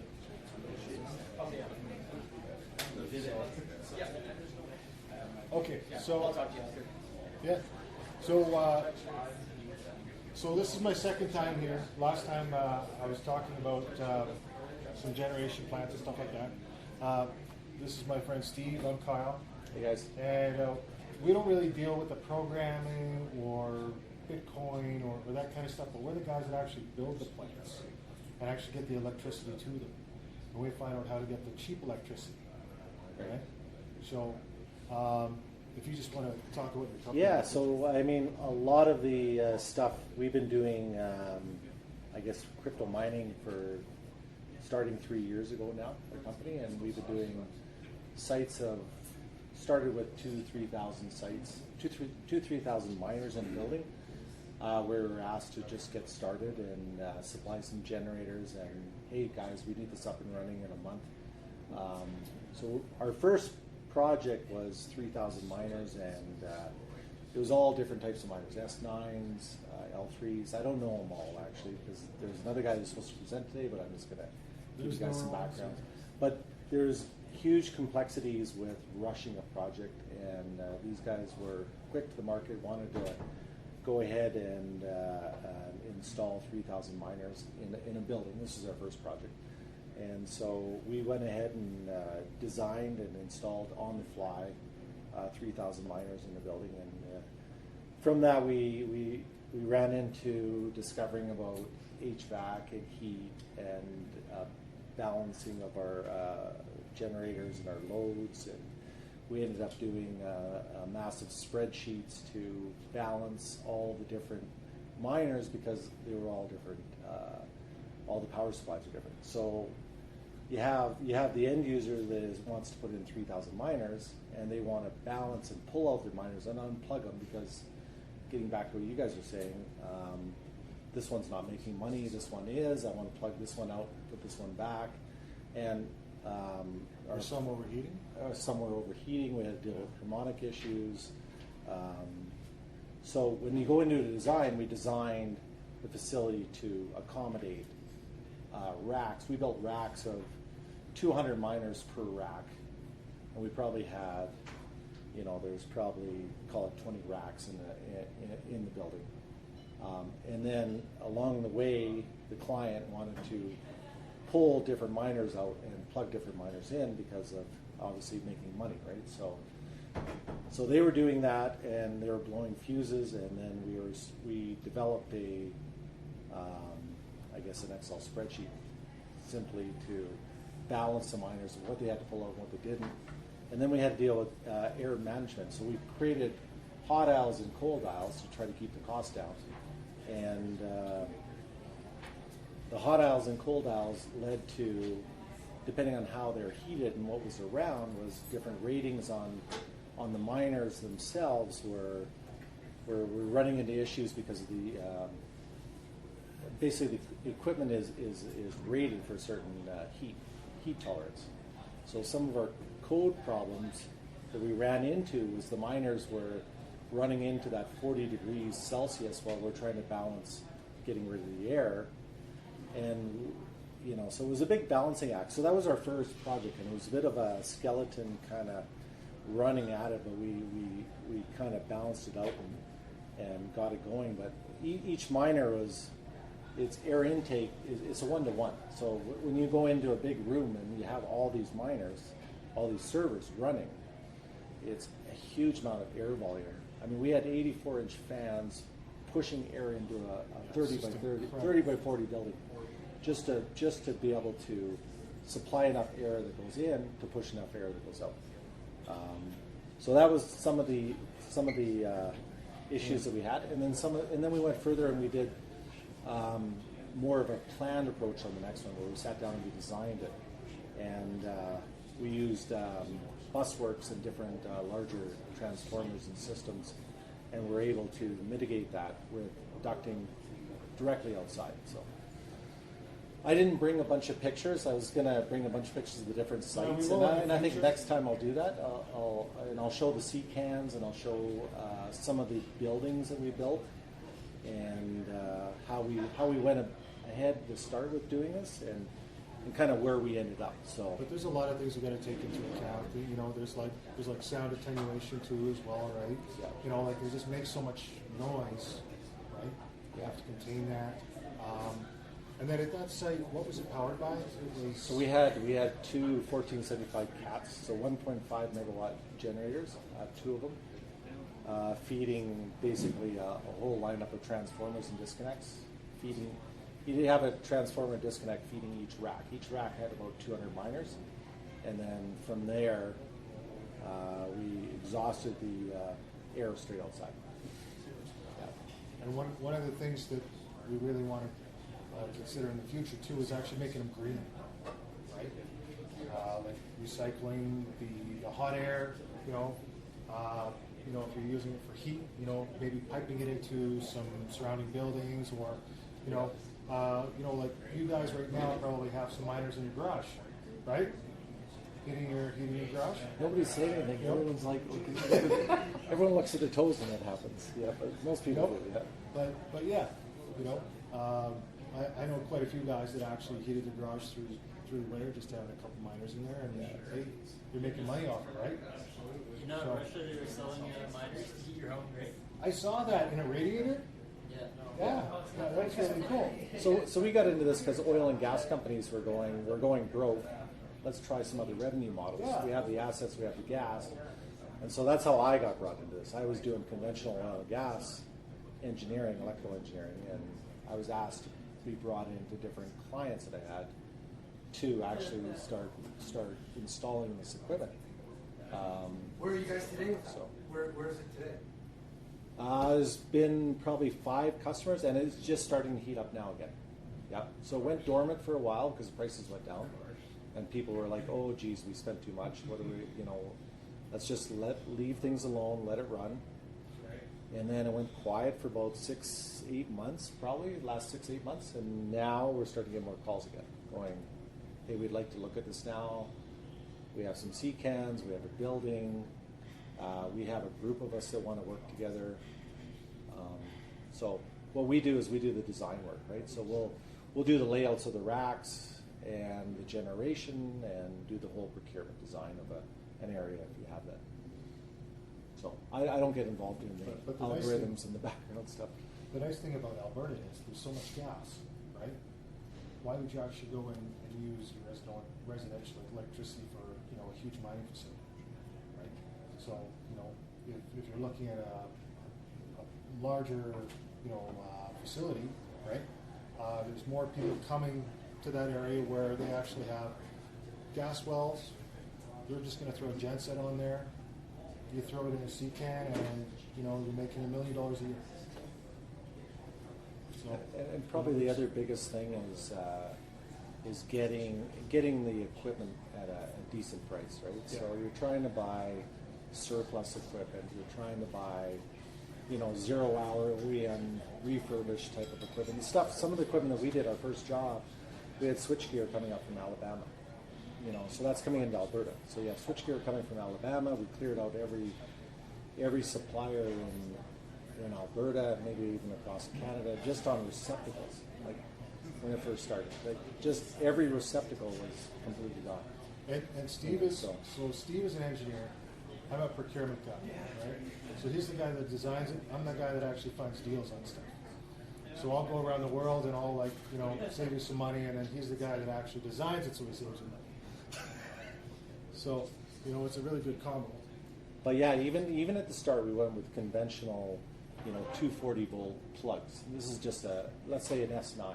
You plug an S9 in, it's 8.9 amps, 240 volts, and we were rushing just to do. Our transformers were 480, 120, 240 transformers, and it wasn't a conventional server application. Now going forward, everything is 410, 240 to ground. So you save extra wiring. There's a lot of different things that kind of come up as you can plan your larger loads. Same with HVAC. There's a lot more things to do in HVAC. So, yep. Yeah, next time we'll have some pictures of some facilities and stuff like that, and showing some past projects and whatnot. But that's what we pretty much do is get people up and going up in the field for a lot less cost. And the cost per kilowatt is what around what compared to like residential? 600. We're doing it about 6 cents a kilowatt hour. So Yeah, so you know, if you're doing residential, you're doing it probably around, what is it, 12 or 13? Right around there. So, yeah, so when you go into another kind of area like that, and we know the guys that are doing those facilities, so, you know, if you're looking at doing a lot of miners, right, we can introduce you to those guys too. So, Yeah. That's it. Hydroponics, take all that energy, heat. Yeah, that's the idea, yeah. There's no heat. Yeah. They grow stuff Yeah. from the heat that throws off from that. 100%. And then take some of the CO2 off the generators and include that in the I hydroponics. know in Medicine Hat, what they're looking at doing with all the hot egg heat, right? They're actually looking at piping it into that hockey arena and heating that, like instead of using the heaters. So imagine how much that's going to save the hockey arena for you. It's not contaminated air? No. Just some bits in it. Good one. Yeah. Okay, that's all we had. Thanks, guys. Yeah.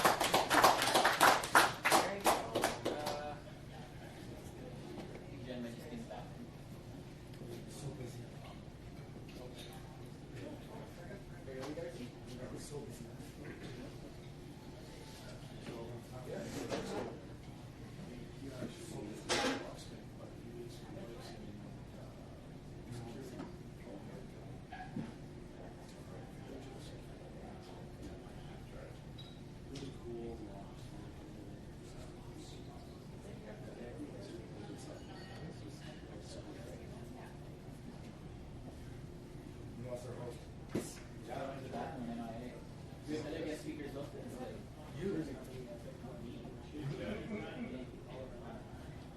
Get up there, tell us a story. Tell us how you got involved in crypto. Were you guys reading last week or not? Sorry, were you? We had a whole little skill. Get up there and talk about drip water. I'm doing some crypto related. I'll first go on to that. We're still finishing it up, but I'll let Jen speak. So let me think about it. So there's actually, I get something while I'm waiting for Jen. Go ahead, get up there, Daniel. Say something. Okay. Yeah, so I guess while we're waiting, Thank you. I'll do a quick introduction. Most people here already know me from last week, but I'll do a quick introduction for you guys over here. So my name is Daniel. I first got into crypto through trading Forex markets. So that was my first spiel into any type of trading, was more crypto and Forex and stuff like that. Got into crypto and some friends just talked to me about it pre this whole crazy rush everyone knows about. I'm a big believer in research, just like Mike was talking about. So I'm a big thinker. I love to go deep into the roots of things, really in the background. Found a lot of things like Ripple when it was at half of a cent. So basically, the lowest it ever was in the history of ever. We run still the largest Ripple group with 110,000 people in the community on Facebook. We obviously helped. I don't even know how many people. Again, we don't do investment, but a lot of people looked and did their own research after us inviting him to our group, showing the videos and research we found and the articles we've written. Helped a lot of people make money, right? That was the biggest and funnest thing. But I'm a big believer in the adoption of crypto, as we all are, probably as you all know. Any investment is only really as good as what it does for the earth at the end of the day, especially if you want a sound investment or something that's going to be doing really good. And of course, this isn't investment advice, but we obviously want to see Bitcoin and cryptocurrencies succeed, right? And a lot of people always wonder, what does succeeding mean? It doesn't actually mean price rising. Believe it or not, just because the price rises does not mean it's good. Exxon, I think, what's that company that was Enron or something? I forget a while ago, right? Something like that. Price does not mean it's good at the end of the day, right? Utility means it's good. Seeing things actually happen. So Bitcoin, if you guys actually ever look into the Bitcoin, I'm just going to go into this right now. I think it's actually on CoinMarketCap. I'm just going to go into this. So if you go into CoinMarketCap and Bitcoin, there's a little saying that's actually at the very bottom of most cryptos that are well known. They'll tell you a little brief summary about them on CoinMarketCap, right? And with Bitcoin, if this thing will ever load, there we go. Scroll down here. So here you go, about Bitcoin right here. As you can see, Bitcoin was written, and it was originally called a purely peer-to-peer version of electronic cash, okay? Now, what that mostly means is people don't realize that Bitcoin was actually meant to be spent, not only saved. We love saving it. We love seeing the value as human beings that things intrinsically grow. But at the end of the day, what every human being, what all of us should ultimately dream if you were a true believer of cryptocurrency, is you want this to eventually be where you can spend it on everyday things. You want this to become what was in the 1950s the US dollar with a gold-backed standard. You want everything eventually to become with a Bitcoin-backed standard. Now, as you can tell, during these past, almost decade of Bitcoin being around, there hasn't been much usage. In fact, I believe the first ever transaction, if you guys are aware of it, was Bitcoin. Someone bought actually Papa John's pizza, 2 pizzas for over like 250,000 Bitcoin. He gave a friend that was willing to spend actual cash to buy the pizza for him. So it was online in a forum. He said, "Someone, I'm willing to buy pizza. Is someone willing to buy pizza for my cash? I'll give you 250,000 Bitcoin." Right? And someone said, "Sure." I'm pretty sure, I forget how much that Bitcoin's worth now. I think if you do the math, something like $500 million piece of pizza, essentially, is what it was. It was ridiculous. You said 250,000. Something like that. It was some ridiculous amount. Like, you can actually go... That's like 2.5 billion. Yeah, it's ridiculous. Like, it was a stupid amount of money. You can go on to even... There's still forum screenshots. The guy, I think his name is like Nico or something like that. You can literally find it. I used to make memes about it. It's hilarious. Right? He's probably kicking himself in the ass right now. But at the same time, I'm actually going to tell you this. Most Bitcoin enthusiasts actually are not sad when they spend their coin at an early stage. A lot of the people that were big in it, they're glad that they actually use it for the purpose it was used for and not as an investment tool. So that's what we're actually talking about is right now, if Bitcoin became successful, we should be able to, for instance, today, when you're done your drinks and stuff, being able to pay with your Bitcoin.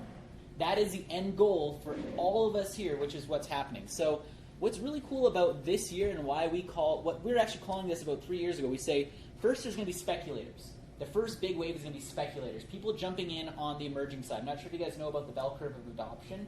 It's in almost any single industry in the world. It's first innovators get in, then the mass population, then late adopters, right? The sound people. And usually if you see people that get at the start, it's the riskiest. When you get up like there and you're getting with the mass crowd, it's kind of already becoming mainstream. And at the very end, you're the people that, again, like, parents were just setting up Facebook for, right? It's been out for a decade. It's already there. Those are the late adopters. The early adopters are the people that, for instance, we're utilizing Facebook in the college days. Those were the people over here at the early adoption stage.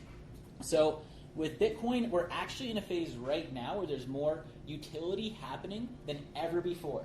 So back in the day, there was a lot of crazes with mining, new coins, ICOs, this and that, investment, this and that, new exchanges opening, right? We talked about how there's been almost 10 times the amount of markets open up. There's been almost 100 times the amount of coins since about 3 years ago. The entire area in that side is blown up. But what about utility, right? So fun fact, Japan was the first country to kind of mass adopt Bitcoin usage. So right now, if you do go to Japan, you can spend it, I think, at over like 200,000 vendors in Japan accept Bitcoin. So almost anywhere in Japan, you could, if you guys right now have Bitcoin, go travel there, you can spend it like cash. They actually are adopted and are cool with that. It's really awesome. Now, of course, as we know, North America is kind of looked at as almost like the gold standard of the world. Unless it happens in North America, it's not legitimate, right? As some people like to put it. We don't believe that always, but that's what a lot of people think. So with cryptocurrency, the cool thing about it right now is it's actually being used more as cash than ever before. So I'm just going to show you. I'm not sure if you guys know the Winkle. Whole Foods, Amazon. Yeah. In Japan, actually, you know what their electricity costs per kilowatt? It's 21 cents. So it's even higher, right? It's even higher there. So They're using it Hard for money.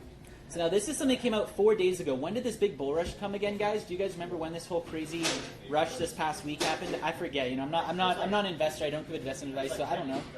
Yeah, recently it's kind of interesting, like we were talking about, that right now there's more volume going into Bitcoin than ever before, right? So we saw the 24-hour volume. If you saw it, I'll go back to it for you guys that missed it, right? If I go back down here, history of Bitcoin, you see those little squiggly lines at the bottom here? That's the volume.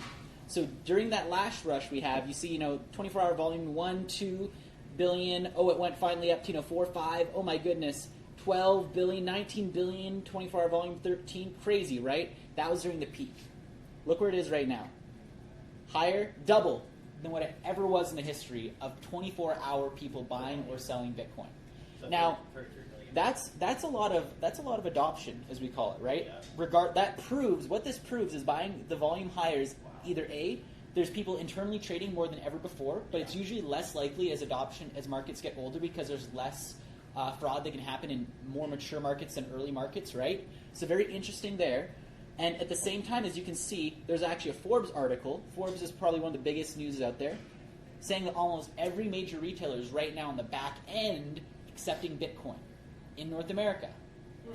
That's a huge thing. So imagine, and we're actually right now, if you're in the UK, you can get a Coinbase. We just talked about Coinbase. You can get a prepaid debit card from Coinbase where you can spend your cryptos anywhere in the world, but it's only, I think, for like European residents are getting out the first rollout of it. So right now there's people in UK that have a Coinbase account, they have their Bitcoin on their Coinbase, 30% rose like it did, this past week. They went and spent $1,000 at the bars with their Coinbase card and spent, 0.05 Bitcoin, whatever the case might be, and had a good time. So this is really cool because this wasn't possible before, as we're aware of, right? Before you'd have to, there was documentaries showing how difficult it was for certain people to live strictly off of Bitcoin, right? And now, and this was this past week, they did a trial period where they basically spent it a bunch of different places. It wasn't just, Starbucks. It was also Bed Bath & Beyond, Nordstrom, Whole Foods, a lot of places. Overstock, as you guys are aware, was the first online store that accepted, or major online store that accepted crypto, like pre-Silk Road and all that fun jazz. Now, as you can see this happening, this is where there's going to be more people using it. When you can actually use it like cash, people are going to start spending it because now liquidity is not a problem. So this is a very interesting time we're living in because it's for the first time big institutions are not only admitting to doing investing like Fidelity or JP Morgan and things like that last year. There's now major retailers that are going to be allowing you to spend it as cash, not just an investment tool. And that's huge when you actually think about how institutions think, right? Institutions are very, very, you cannot still to this day spend stocks in Starbucks. Let's just bring that up, right? How long have stocks been around for? How secure are they? How trusted are they? Why can't you spend those in Starbucks but they're accepting Bitcoin yet? It's showing how advanced they are going into it, that a lot of people that are thinking more on, like I call it the taxi man space, they're not thinking like I like to do under the surface and realizing that's actually a big freaking point. That I cannot spend, I can't spend Starbucks stock at Starbucks, but I can spend Bitcoin. Something's going on here with adoption and mass adoption and utilization. Now, again, I'm not sure if you guys talked about this, but I'm from the Forex industry. If you know how many dollars per day are transacted, it'll make this number up here. Yeah, it makes this number up here of all the cryptos in the world, the 24-hour volume of all cryptos, let alone Bitcoin, makes it look like peanuts, right? There's over 50 times the daily volume in currencies, not even stocks, just in currencies, than there is in crypto. So just if you do the math in volume and in understanding volume on regular markets, like 5 trillion a day is an average day. We've seen certain booms where, crypto goes up 3 times in volume. Imagine when that happens with Forex as well, too. So if that were to happen and it becomes where we're starting to use it with that much volume, naturally, if you guys are ever aware, volume and market cap do have somewhat of a relation, where the higher the volume, usually a market cap has to be high to support it with a non-artificial inflation of volume, right? So that's why Bitcoin, you can see nothing surpasses the volume of Bitcoin ever because it's the biggest coin. It has the largest market cap. People are more secure about trading it. So really cool to imagine what happens. I don't even know the US dollar. If you guys want to Google the US dollar's volume daily, just imagine what happens when like 10% of that, 10% of spending, 2% like Fidelity sent, 2% of all spending goes into crypto instead of everyday cash. If you could just imagine what that would do to the price, I don't even know, right? So that's a little bit of knowledge for you guys, and just understanding as well where we are on not just the investment and it's cool trading and all that stuff, but actually the utilization of Bitcoin for its real purpose took almost 10 years for the regular world to catch on to. And that's just being tested right now. 10 years to be tested, but it's actually happening. So it's very unique to think about what's going to happen in the future and where it's going to go, right? Where you might be able to, with Canadian whatever it's called, their registered trading accounts, right? Maybe you'll be able to eventually just go into it with Scotia Online Trade and buy Bitcoin with your tax-free savings account and things like that, right? So that was a little bit of information I wanted to give to you guys. Do some more research on the utilization. Because again, as I like to always tell people, if you're looking at news, you're going to know things before the people on the radio or CNBC. Try to get it even earlier, because that's where you're going to see mass adoption really happen, is when people get the news out there of something really cool like this. Hey Dan, yeah? You guys mentioned what was the best places to actually get news on first. It actually went to. So right here, so there's 2 places. Obviously, if you look at on CoinMarketCap, it's really good for 2 things. One is a website. One is source code, which is like a GitHub. So if you guys are coders and you want to find out about legitimate projects, illegitimate projects, we were talking about the white paper and stuff. Source code is where you search that. And then under here, the social tab, when you click on that, it will usually show 2 things depending on the coin. One is if they have a corporation or a foundation or something like that, their Twitter page. almost every crypto company usually will do any announcement of their own. They use Twitter as a public announcement place because I think legally you're allowed to give company announcements on Twitter. It's weird that way. So they use that, or Reddit when it comes to people that are very, very keen on projects, the early adopters, the people that are, you basically get the developers responding to you, which you don't get that on CNBC. I've never seen a developer for any blockchain actually give an interview. They're mostly price speculators, right? Which is after the fact. This, you'll see, again, we were talking about the halvening, right? About the point. You're going to see in here a huge discussion about it, right? Here's right here about the Starlink plan. Who was talking about that earlier too, right? There's a lot of people in here. We heard news here. It's right here on Reddit, and that was talked about, if I probably click on this, maybe 2 days ago on Reddit. So super fresh. Everything is fresh on there. You can see from how many points and comments how fresh it is and how excited the news is. I've seen a lot of, see that shows about certain things like here. I just talked about this, right? And it's right there on the Reddit, exactly like I was saying. So news articles, right? They're news from Reddit. Because if you guys are aware, news articles are just journalists scouring for a story. Where do journalists scour? Right? They don't have secret sources. They go on Reddit and they're just basically copying and pasting some very geeky person that's actually doing the work, and they just copy and paste it. And that's why you see news articles have the same plagiarized paragraph over and over and over and over again, all grabbing it from the same place. So Lightning Network, again, if you want to find out about Lightning Network, really good place is Reddit as well. You'll learn from who the developers are. You can kind of find out and even follow just developers and what they write when they comment, if you want to stay away from the FUD or the FOMO or any of the random news that's out there and just stick to the good shit. That's the way to go. Also on Reddit, if you're into some certain small altcoins, you'll usually get better response on things like Telegram or Discord. So when you go onto their projects, Reddits, usually it'll be like their official announcement page, like here's our white paper, here's our coin, hurrah, hurrah. And they'll have links to every single type of communication you can have with the development team. Always use those. That's where you're going to get all the news from it. Again, if there's fake or real news, there's where you're going to get the answer. Hey, were you guys hacked? You'll tell if they've ghosted the community or not on that Discord. They'd be like, oh, it's kind of concerning. A bunch of stuff's getting talked about, and you guys know where to be found. Or if they're very active, like, hey, guys, they'll message you and give some good insights for you guys right there as well. So any questions about that, I guess? Anything else we need to cover for that? No? Pretty straightforward. Anyone else have anything that we haven't covered in today's workshop? Any questions you guys might have had in your head? Feel free to ask them. That's what the perfect time is, the end Q&A, to kind of learn some more stuff. Oh, wait, we got 3 questions here. So we'll go 1, 2, and 3. We'll do a clockwise fashion. No, that's right. So what was your question? Do you have any ETFs in crypto? I don't do ETFs. Again, I'm a big believer of holding the actual coin. Again, I do Forex trading, which is the same thing with BitMEX leverage trading. There's a lot of unregulated brokers in the world which allow trading of cryptocurrencies at leverage.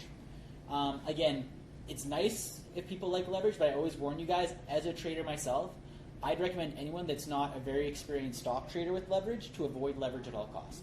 Just stick to trading one-to-one or buying coins at the regular price. I've seen more people lose money than gain money with leverage because it's like being a surgeon compared to putting on a Band-Aid.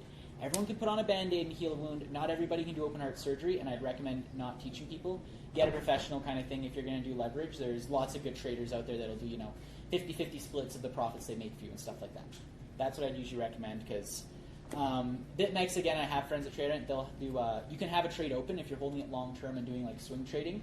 They can go under maintenance, and they love to go under maintenance during high volatile times because they know that that's people will basically things go wrong and they make more money off of people closing out their accounts and margining out. Right? Shut that down anytime. Yeah. Oh, there's not. Well, they'll just be like, oh, today we're doing maintenance. No one can exit your trades for the next 2 hours. That's crazy. Right? And it's as you guys know, crypto is unregulated. Basically, it's unregulated. So if you're putting your money in any crypto, aside from Coinbase, because it's based out of New York and has a bit license and all that, you're basically putting your money in the Wild West. I'm a big believer in a lot of these things. Again, they are trustworthy, but you have to do your own research on what you're going to trust that's unregulated. I'm not going to give any advice for that. Okay? So ETFs, feel free to do them. I just love to hold the own coin because, again, you can hold it on a ledger. If a broker, for instance, what I usually recommend if you're buying a coin from an exchange, move it immediately to your ledger because if an exchange you cannot get your coins hacked on the blockchain, right? The only way if you had a ledger or anything is if someone got your private C password. Yeah. It is basically the most secure way. I've seen over a dozen exchanges get hacked because exchanges get hacked from some idiot employee having their email opened or click a phishing email. Someone gets access to their account and then they just go on like a user and just say, I'm going to move things from this wallet to this wallet because I have admin access, right? And we've seen everyone says they have cold storage, like Binance, right? They love cold storage, but still 40 million was not in cold storage. If that was your 10 million, that's tough shit in a sense, right? So I've had friends lose $30,000 from exchange hacks, so very The good dangerous. news on that hack, though, is that they at least had an internal insurance program in place, so that taking a piece of the profit from these transactions. Yeah, and so they're still reimbursed. It slowly reimburses. A lot of them still. try to do that, like the one with CoinRail when that got Okay, yeah. hacked too. But again, it takes time to pay back $40 million in profits, right? Because they still need to keep their doors open. Yeah. What was your question? Yeah, you found XRP early. You got any other ones that you like? I've been saying for like the past, again, it's not investment advice, but I love the team behind Ravencoin. So Ravencoin, I'll just pop it up for you guys. It's actually now, I was into it when it was in like the below top 200 coins again. I love coins that are really awesome development teams, but no PR. That's my bread and butter. I love ones that don't have PR because that means I can take my time researching it and get in before the pump. So where is it over? It might be right here. It's now at number 43, Ravencoin. This one, I've seen it since inception. Its inception was about 4 cents. So again, from its ICO, it didn't have an ICO, but since its start, it was like 2 to 4 cents, as you can see, right? So pretty cool project, but it's backed by the people that made Overstock. So if you guys know Overstock, $1 billion company, they invested $10 million to help this get developed, which is Patrick Byrne. There's Bruce Fenton, which is a top security lawyer in crypto. Yeah. He's one of the chairmen of it as well. And then Tron Black is the coder, so you can actually look up all those names and stuff. But as you can tell, they're getting pretty well known because they're doing security tokens. So if you guys all know what ERC20, it's basically the code that allows you to dividend to share tokens, but it's obviously highly illegal. We saw a lot of scams, a lot of basically like it's really hard to be a legitimate company in the ICO space, right? So what they did is they created the security token offering. It has different coding than ERC20, similar functionalities, but imagine it's like, what's the difference between C++, Ruby on Rails, JavaScript? They're all different coding, but they can also make something look similar on a UI side, right? So what Ravencoin does is basically it could allow all stocks to be issued on Ravencoin instead of the NASDAQ. It would cost $0 to actually create an IPO from now on. It would cost $0 to message all investors. It would cost $0 to pay out dividends. You would have every single investor, no matter how big or small, tracked down to the dollar, which, again, I work for publicly traded companies. If you want to try to do an investor-shareholder meeting, send out letters to every single investor, know who your shareholders are. Yeah. It is a world designed for secrecy, and it is impossible. It is impossible. Like, even with holders of brokers, like, oh, we know that this broker has 10 million shares. We don't know how many clients are holding that shares or how much each client owns. None of that's known. So Ravencoin allows you to do all that. You can even send messages directly to every shareholder, not even needing to know their name, just a wallet address. So for instance, I could issue a coin today for our Bitcoin meetups. It could be, this is just be an example for everyone's brain here. It's not real, right? No real Facebook, but this is like an example of how it would work. I could issue a token where everyone here has a token for the Bitcoin meetups, and it'll have a circulating supply where each person has one. If you have a token, it's free to come, but you have to pay for a token, let's say for $5 if you're brand new. Every dollar we get in, I'm going to dividend to every current token holder, right? So if you're early on in this Bitcoin meetups when we only had 10 members, right? Now it's 1,000 members, so that's $5,000 dividended out. Those early adopters probably would have gotten $50 to $100 in dividends, and I could have done it all through Ravencoin. Click of a button. I don't even know who your name is, how much you hold. I just say, we're paying out this $5, click it and spread it among all of our tokens that we're currently paid out, and you guys would see on your Ravencoin app, oh, I just got more. I got a dividend from this payout from Bitcoin Meetup. Awesome, right? Really cool. It's also a coin that's based off the Bitcoin protocol, so very much the same security as Bitcoin if you guys know how it was designed. So it was actually the code was a fork of Bitcoin, just like Litecoin was, if you guys don't know what that means, but it means almost like it's like copying. You love the model, you copy it, just tweak small things instead of redoing everything.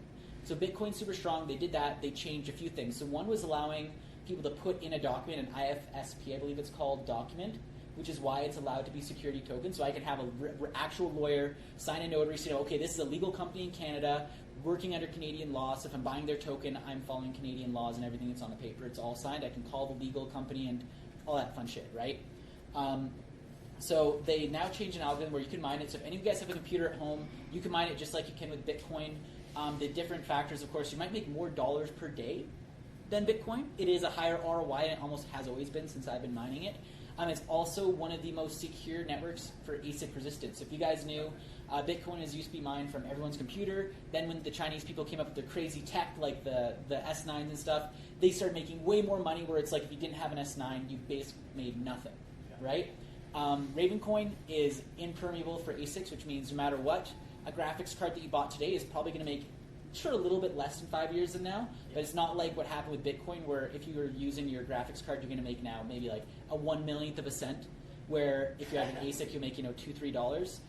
It'll be consistent for your hardware, which is very unique. It's very useful for being actually peer-to-peer and good for poor people, because poor people can't afford ASICs. That kind of defeats the purpose of Bitcoin if you can't secure the network unless you're rich, right? Yeah. So really love that. That's a project I tell people about. As you can see, the price has also been pretty hardy. In fact, I tell everyone, and this is kind of like a little tidbit, it's not investment advice, but something to look into.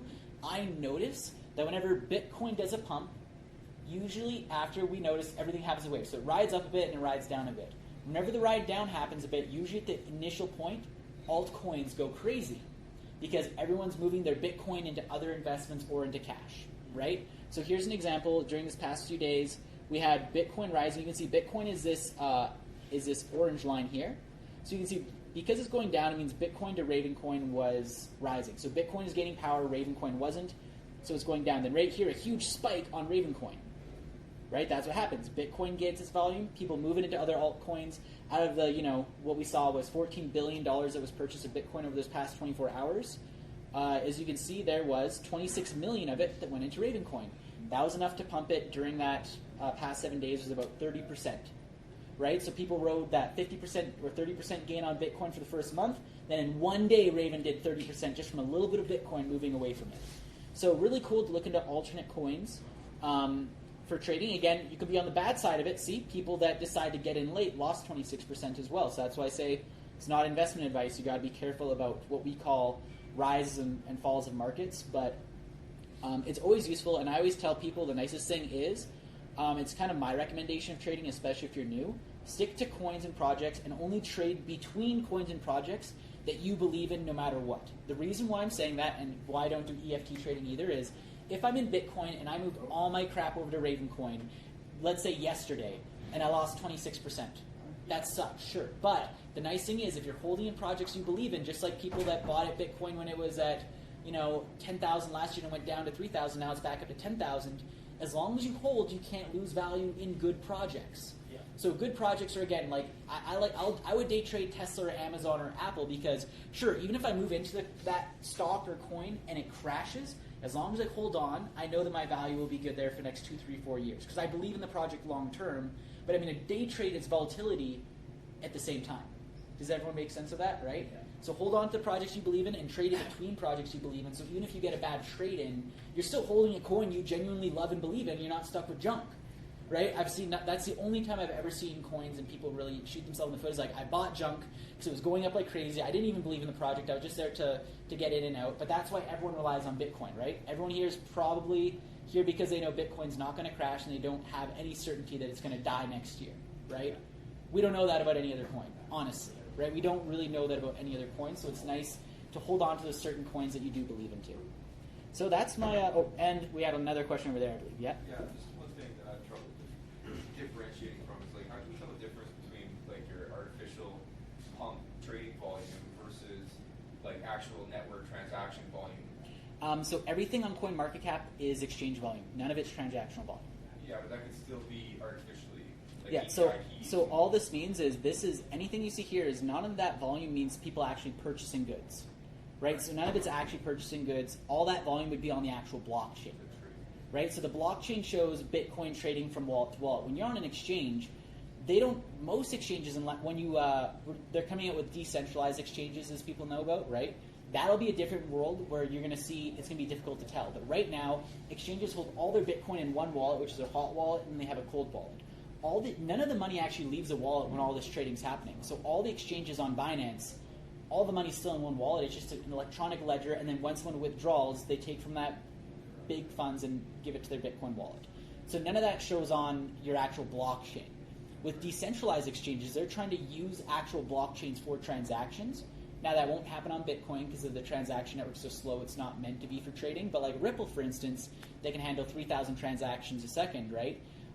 If they ever created something for that, you would then be able to see, and if you go onto ripple.net, like if I went to the right there to Ripple, you could actually see every transaction on the ledger. So that's where to tell from that. Now with artificial, now the question is, how do you know if this is genuinely people buying in or a pump and dump? Very hard. What I usually do is it's about the volume. Volume determines when things are going in. So anytime you see a pump, usually a pump equates volume is happening. If there's no volume and a price is going up, that's very strange. That means there's like a liquidity problem with that coin. Sometimes it's like good arbitrage. So you notice like, hey, I can basically trade within a few friends and we can hike up the price like, 50%, which will make us with our holdings about $10,000, only cost us $2,000 in trading. Let's do it to make $8,000, right? There's some people that do that. And again, I always like to tell it from high volume coins. So if you're on a high 24-hour volume, like it's very difficult to artificially pump Bitcoin at this price. You need to literally put in $10 billion of transactions. That's not going to happen from any small group of people, right? So it's going to be very difficult for people to process that. Small coins, like the ones I showed with 5,000 volume for 24 hours, that means if I were to put in $10,000 right then and there, I could probably pump the price to whatever I wanted to, right? So those are, I usually stay away from coins below a $500,000 or $100,000 even a day volume is the first notification of it. Second is, again, seeing the community. If there's actual news going around a coin. So if a coin's silently pumping and it's like, a coin that doesn't really have any PR, nothing's going on, they didn't release a new technology, they didn't update their ledger or their code, that's when what usually happens is a lot of investors are on like Telegram groups and private groups, a bunch of people with money called whales, and they look at a coin that's flat and that there's not that much movement. They're like, you know what? If we hit this right now, it's going to spike on all of the charts, the top gainers of the day and stuff. They know it's going to hit those markets, and new people that are only looking at top gainers are going to see this going up, and they're like, okay, we can pump this once, let it drop a bit, pump it again. From that second pump, people are going to go crazy and excited and expect a third pump, because that's how markets work. So we're going to manipulate it so we can get out on that third pump while everyone's buying in. We're going to be the liquidity on the other side to get out. Right? And that's, again, why I always look at order books, too. If there's a nice, thick order book on both sides, you have confidence to know it's not a pump and dump as much. But you need to look at the order book long term. So that's the downside. Is order books you have to check daily if you want to be a trader for that. So you might see on a pump day, the order book's nice and thick on both sides because they padded it for that day. But they can also click a button on their computer, cancel the order, and the order book things that back down to zero, right? So if I notice the order book is thick for like a week, and it's consistently a nice thickness, and I know that it's not one person manipulating it, I'm more safe going into that and using those coins. It's very difficult as well, just because at the end of the day, it's all, like, everything is a wave. You'll never know if it's genuine or not. For instance, last year, the pump, my personal belief is the pump to 10,000 Bitcoin was natural, to 20,000 was pump and dumpy, inflation, fake. That's my belief. When I got into Ripple, my goal was to actually get out at like the 20, 30, 40 cent mark. I believe that $1 to me was like, in 10 years from now, I was expecting Ripple to hit $1. When it hit when it surpassed $1, in my mind was like, something's wrong. I don't know. It's like I had like something like an alert go off, like this isn't natural, right? So look at that. What's going on, guys? So yeah. So if you want, we got one person wants to come up. Neil? Yeah. He's going to come up and talk about CloudCoin. Oh, good? Awesome. Yeah, we're all good. So you guys, any last questions? Well, I guess save to the end. We're all good. Awesome. Leave a round of applause. Come on up, Neil. Yep, we got time, and then you want to use my laptop? Oh, I could use this one here. Is that fair? What's on there? I sent you an email. You want to put that up there? No, just go to the CloudCoin on. Go to the CloudCoin on the web here. Okay. Yeah, because you're going to talk around that, right? Yeah. Well, I don't want to go to my email. I just want to go to. So how many here got a wallet on their phone? Oh, How many here don't know what a wallet is for a phone? Everybody kind of knows what a wallet is? I'll be Yeah. So if you have a phone, pull your phone out, and we can maybe give them Psyllium just as a general one or what? Yeah. Because this will be an exercise. You guys all should have a wallet on your phone. Actually, XLM. So you can download the blockchain wallet. You guys get $50 in XLM coins right now. So if you go to your app store and then type in blockchain wallet, and then I'll come around and make sure you get the right one. Just put up your hand and I'll show you which one. Sign up and do your KYC $50 worth of Excel. Okay, so everybody today should get something when they leave. Have a wallet on their phone. You got it? Yeah. Stellar is XLM. Yeah, that's the wallet. That's your dashboard. That's the wallet. Yeah. Yeah, So if you go to the main page of that, they give you an opportunity to apply for the XLM $50 trading. You just gotta log on and log back in. Did you set up your password for that? It usually shows up on the main page for you. What is it called again? I don't know how to log in. For the old guys. What's called again? Oh. Hey, Jan. Yeah. There, I know. What was that decreasing? He said what it was. I have to write it down. Blockchain wallet. Blockchain wallet. There. It's blockchain. It's like a blockchain wallet. There's going to be a bunch that pop up. That's one I'm going to show you the right one. It's got a blue diamond-y kind of logo. It's the second one there. Yeah, it's a multicolored blue diamond-y logo. Neil, tell us about cloud. Okay, so everybody got it on their app store yet? What's the make sure everybody got it? Some info later. You can do it when you get home so you can focus, but you get the tokens and download on the day. Yeah, get free crypto out there. That's the right one, yeah. You got a nose, that's the right one, yeah. You got that one on yours? You know what? I You got got XLM free. I got a new rookie. Show Darcy Oh my which one it God. is. So how many here, show of hands, how many here have Bitcoin? Show Darcy, please. How many here own Bitcoin? Stand up if you own Bitcoin. Okay, so everybody sitting down, you need to buy Bitcoin yesterday Exactly. from Jan. Sure. Let's do They it. just don't want to run to his office and buy $500 worth. Okay. And some Can have them. you get it for them too? Yeah. Oh, yeah. Okay, so why is that important? Because you need the currency to participate. Yes. You need the currency of Bitcoin to participate in the opportunities. In 32 years, okay, financial planning, I was retail for 10, 20 years, and then wholesale basically, buying private investments, selling private investments. I've done over 500 million of transactions with the groups and teams and salespeople that I work with. But I've never seen anything when I got in Bitcoin, my buddy out of Toronto says, what do you know about Bitcoin? Because that's what your conversation should be, what do you know about Bitcoin? And that's how, a lot of people don't know much about it. But you guys know 99% more than everybody else, yes or yes? Okay? So you got to hold their hand. They all should have a wallet, which you guys now have. How long did that take to set up a wallet? Huh? How long did it take to set up a bank account? An hour, days. 2 days. You got to go and book the appointment, and then you go in, drive back and forth, there, back, 4 times. So this is a new day. Okay? How much money in the world, in the real market? How much money's out there? The stocks, bonds, mutual funds, all that crap. You're that's probably more accurate. I go 200 trillion. How much in Bitcoin?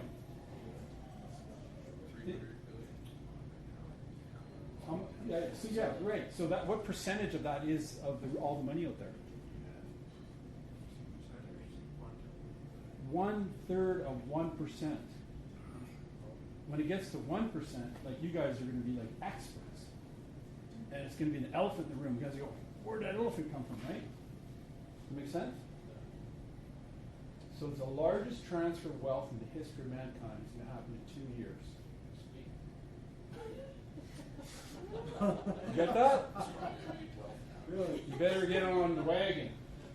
Because you could be Forrest Gump. Just run, Forrest Gump. Buy some Bitcoin. Don't miss one of these meetings ever. This guy's like a freaking He's young. like a pro coming out here listening to him. So it's got to be simple for people, right? Teach everybody to get a wallet. Buy $100 of Bitcoin. When you send them, you get 1,000 Bitcoin in your wallet. Give it away for Christmas gifts. Everybody gets $50. Show them how to. You know how you teach people Bitcoin? Get them to get the wallet, and you send them $50. Back in a year ago, I was sending like $10. You know how much it cost me to send $10? $17. Now what's it cost? Yeah, with the Lightning Network, 17 cents. That's nothing. It's awesome, you guys. Come on, get the program. What flows through you sticks to you. 99% what you heard tonight, just boom. That's why he's recording it. Watch it again on the Facebook Live. We're Facebook Live, aren't we? Yeah. How cool is that? Now you're going to go back, watch all the episodes, and we'll start from the latest one and go backwards, right? Just don't miss a meeting. That's what I would say. So, who's making all the money in the cryptocurrency space? When it went from 1,200 to 23,000 in a year. When was that? Was it 1,200 in November of 2016? And then by January of 2018, it peaked at 25,000. That run up, and then it regressed, right? Where is it going now? Like it's always done, going back, seesaw, right? And actually, there's guys that figured out how to make money when it goes down, right? Yeah. Go up to him. You make money going up and going down.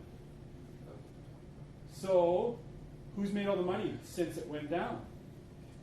Has he ever heard, I lost all my money in this? When people say that means stupidity, right? Can't fix stupid though. Ignorance is fixable. And most people are ignorant. They just don't know. So you teach them. You're a teacher. And if you have a way of making money while you're learning, that's kind of cool too, right? And that's what John is kind of, he's just, I don't know anybody like that guy. He's so cool. I love coming here. I live in Lacombe. I drive here an hour and a half to just listen to stuff. Hour and a half back. It's 3 hours, right? Sure. So who's made all the money, guys? So Mr. Tribees, homies, the groupies. Who's making all the money last year and a half? Can't tell you that. It's a secret. That's what we're all here to give the secrets away. Who's making all the money? A lot of traders. Traders and? Miners. Miners? Okay. Holders. So I sold 50 million in mutual funds from 1991 to 2003 or whatever. It was ridiculous. It's a joke. Everybody close your eyes and made money in mutual funds, right? Boring. How many people you know have mutual funds? There's $1 trillion in RSP mutual funds. There's about $3 or $4 trillion outside RSP mutual funds. That's retarded. That's just in Canada alone. If you just get 1% of that, you could help a lot of people. Play with $100. $100 and 5 of his recommendations. Guaranteed, not guaranteed. You could lose all your money. Okay, so put 5 times 100 is $500. You can afford it. It's not going to take food from the table, right? So watch this. Who's made all the money? There's the new thing is called wallets. Do you know how many wallets there are? 5 million in 3 years. Okay? Which wallet? What's in your wallet? Right? So you have this one. It was a token, plus token, out of China. Everything's coming out of China. So it went from 30 cents to $80. And then the copycat, whatever, the next new version, the iPod 3 or the X iPhone, is called Cloud Token. And this guy will just eat it up. Have you heard of it? Not yet. Insane. They just had a convention 2 days ago. All the greatest minds of crypto, 1,500 people were there. And it was just, you write it down, Cloud Token, go to the website, cloudtoken.com, check it out, read the white paper. I'll have Jan email your experts to evaluate it. Mark my words, Cloud Token will be at $100 in a year. So do the math. If you had $1,000 in this at 30 cents and it was at $100, what would that be worth?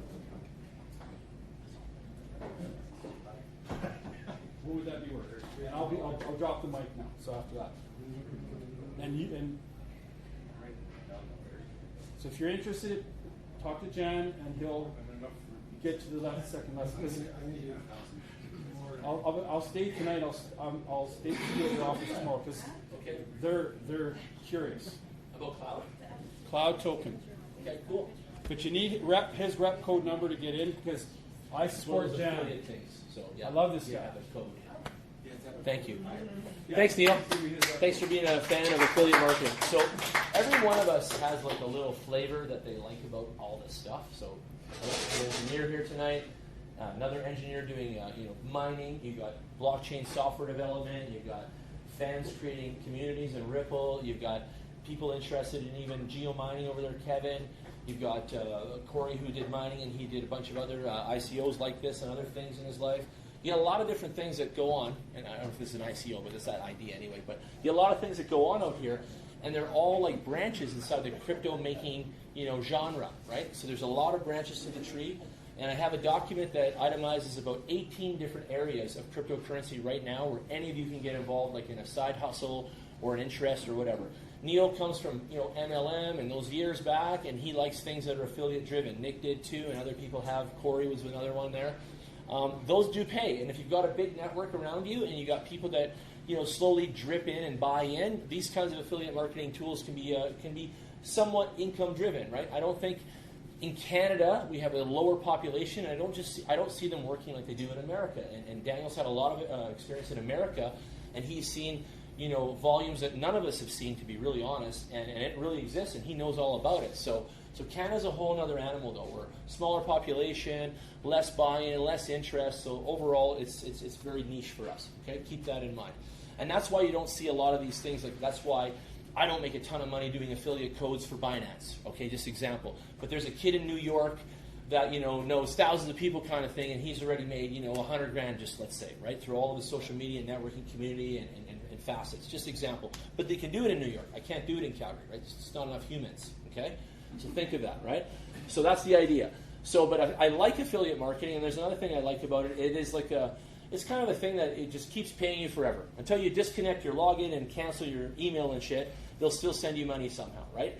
And I'll say more about this too in the crypto space. If you can get rewarded with crypto and whatever, even real money, any of it's awesome and amazing. And the crypto is not bad to have as an accruing thing that creates value and perpetual value. So it's like it's costing you fuck all to do this, and you're creating a perpetual value in the reward. And that's not a bad deal either. And that's the thing. It's like right now, if crypto was a nightclub, they're giving everybody free drinks and passes to come on in, right? Think about it right now. And if you just go, from entity to entity, brand to brand, you can collect a lot of things and then be in that same mindset. And then later on, crypto will mature, and all of that, those days will be gone. And we'll be talking about it somewhere, at workshop number 283. And we'll go, remember how all those affiliate things were around those days, and you could make all that money, and it won't be there no more. And eventually you'll be paying a membership to get into Binance and companies like that. There used to be back in the day, there used to be faucets for Bitcoins. There were literally people that were mining Bitcoin and set up websites where you just connected your wallet and they'll give you 100 Bitcoin a day. A faucet. Just for being involved. Legit. 100 Bitcoin a day. I know, eh? Right. Those are the days again. See, that's not that far ago, but that was already those days. It's the crowdfunding is the whole concept. I know. With Ravencoin, there was a faucet like 5 months ago. They were giving away like 100 Ravencoin a day, which at the peak was about $7 a day. They were giving away $7 a day US. See, so even this, I think, like you said, a crowd. I think crypto is a huge crowd, and I would love someone to find a stat or visual that itemizes all of the people that are involved in crypto. It would be lovely to see how many humans have actually participated. And I think it's a lot of people, obviously, and it's got the velocity of it still coming. There's still more coming. The last stat that I saw was like 0.01% of people have 0.01 have heard or talked about it. Yeah. And then there was less than that. I don't even know the percentage which owns crypto. But 0.13 now. Yeah. I like to go to the greed meter on CNN site here, the greed index. So let's see what that CNN Money has a greed index. You guys can always punch in on this one. Just search greed index on Google, and it'll come up for you. And this is a good indicator of where the market's at and how people are doing. So let's have a look. Oh, right now we're in fear mode. All right, we're scoring a 39 out of 100 right now on extreme fear to extreme greed, and we're just below the half point here. Okay, 1 week ago it was fear, and 1 month ago it was greed. We were at 70, so the greed meter was on 70, and people were buying big. And you can look at this, and this is somehow tracking the adoption, buy-in, currency, volumes, all these key words. It's somehow tracking that, and it's trying to indicate that in such a simple graph for everybody to understand. But what I see, and Daniel liked this too, when it's in the green there, it's unbelievable how many people are selling. Like, it's the weirdest time on earth. Yeah, it goes up like this, and it's just like, oh, I got to sell this off. I got to sell it. I got to sell it. I got to sell it. It's like this panic sale thing. And I think they should be buying. Like, they're doing the wrong thing. They should be buying more. They're buying the altcoins yeah. for profits now. Yeah, exactly. So there's so many things you can be doing, instead of selling out when the greed goes up. So it's interesting to watch this chart. I like it. So May 8th from an extreme greed. So May 8th was an extreme greed mode. So you guys know that. Extreme. Yeah. That's funny. And the market volatility. Okay. So yeah, learn about all this stuff, see what's going on right now, and you guys will find more and more resources coming from me and my team and us. And we'll have more special guests coming in the future. I think at our next meetup we have special guests from this app called Zenoshi. And they're going to be giving away tokens that night for everyone that downloads the wallet. And Zenoshi, yep, said $10,000. And Zenoshi is like a crypto rewards, like a PC points, and Air Miles points, shoppers points, and all those points things. It's designed for every company participating in points, and the cryptos are the points. So it's actually quite cool. So any company can sign up with Zenoshi and become a point reward giver, right? And then you can purchase, at that store or that thing that you guys love, and you're getting Zenoshi tokens and stuff. So you're making capital doing that as well, right? So pretty cool stuff. I'm going to wrap it up. Thanks so much for coming out, you guys, tonight, and we'll see you guys again in 2 weeks, okay? Thanks so much. Yeah.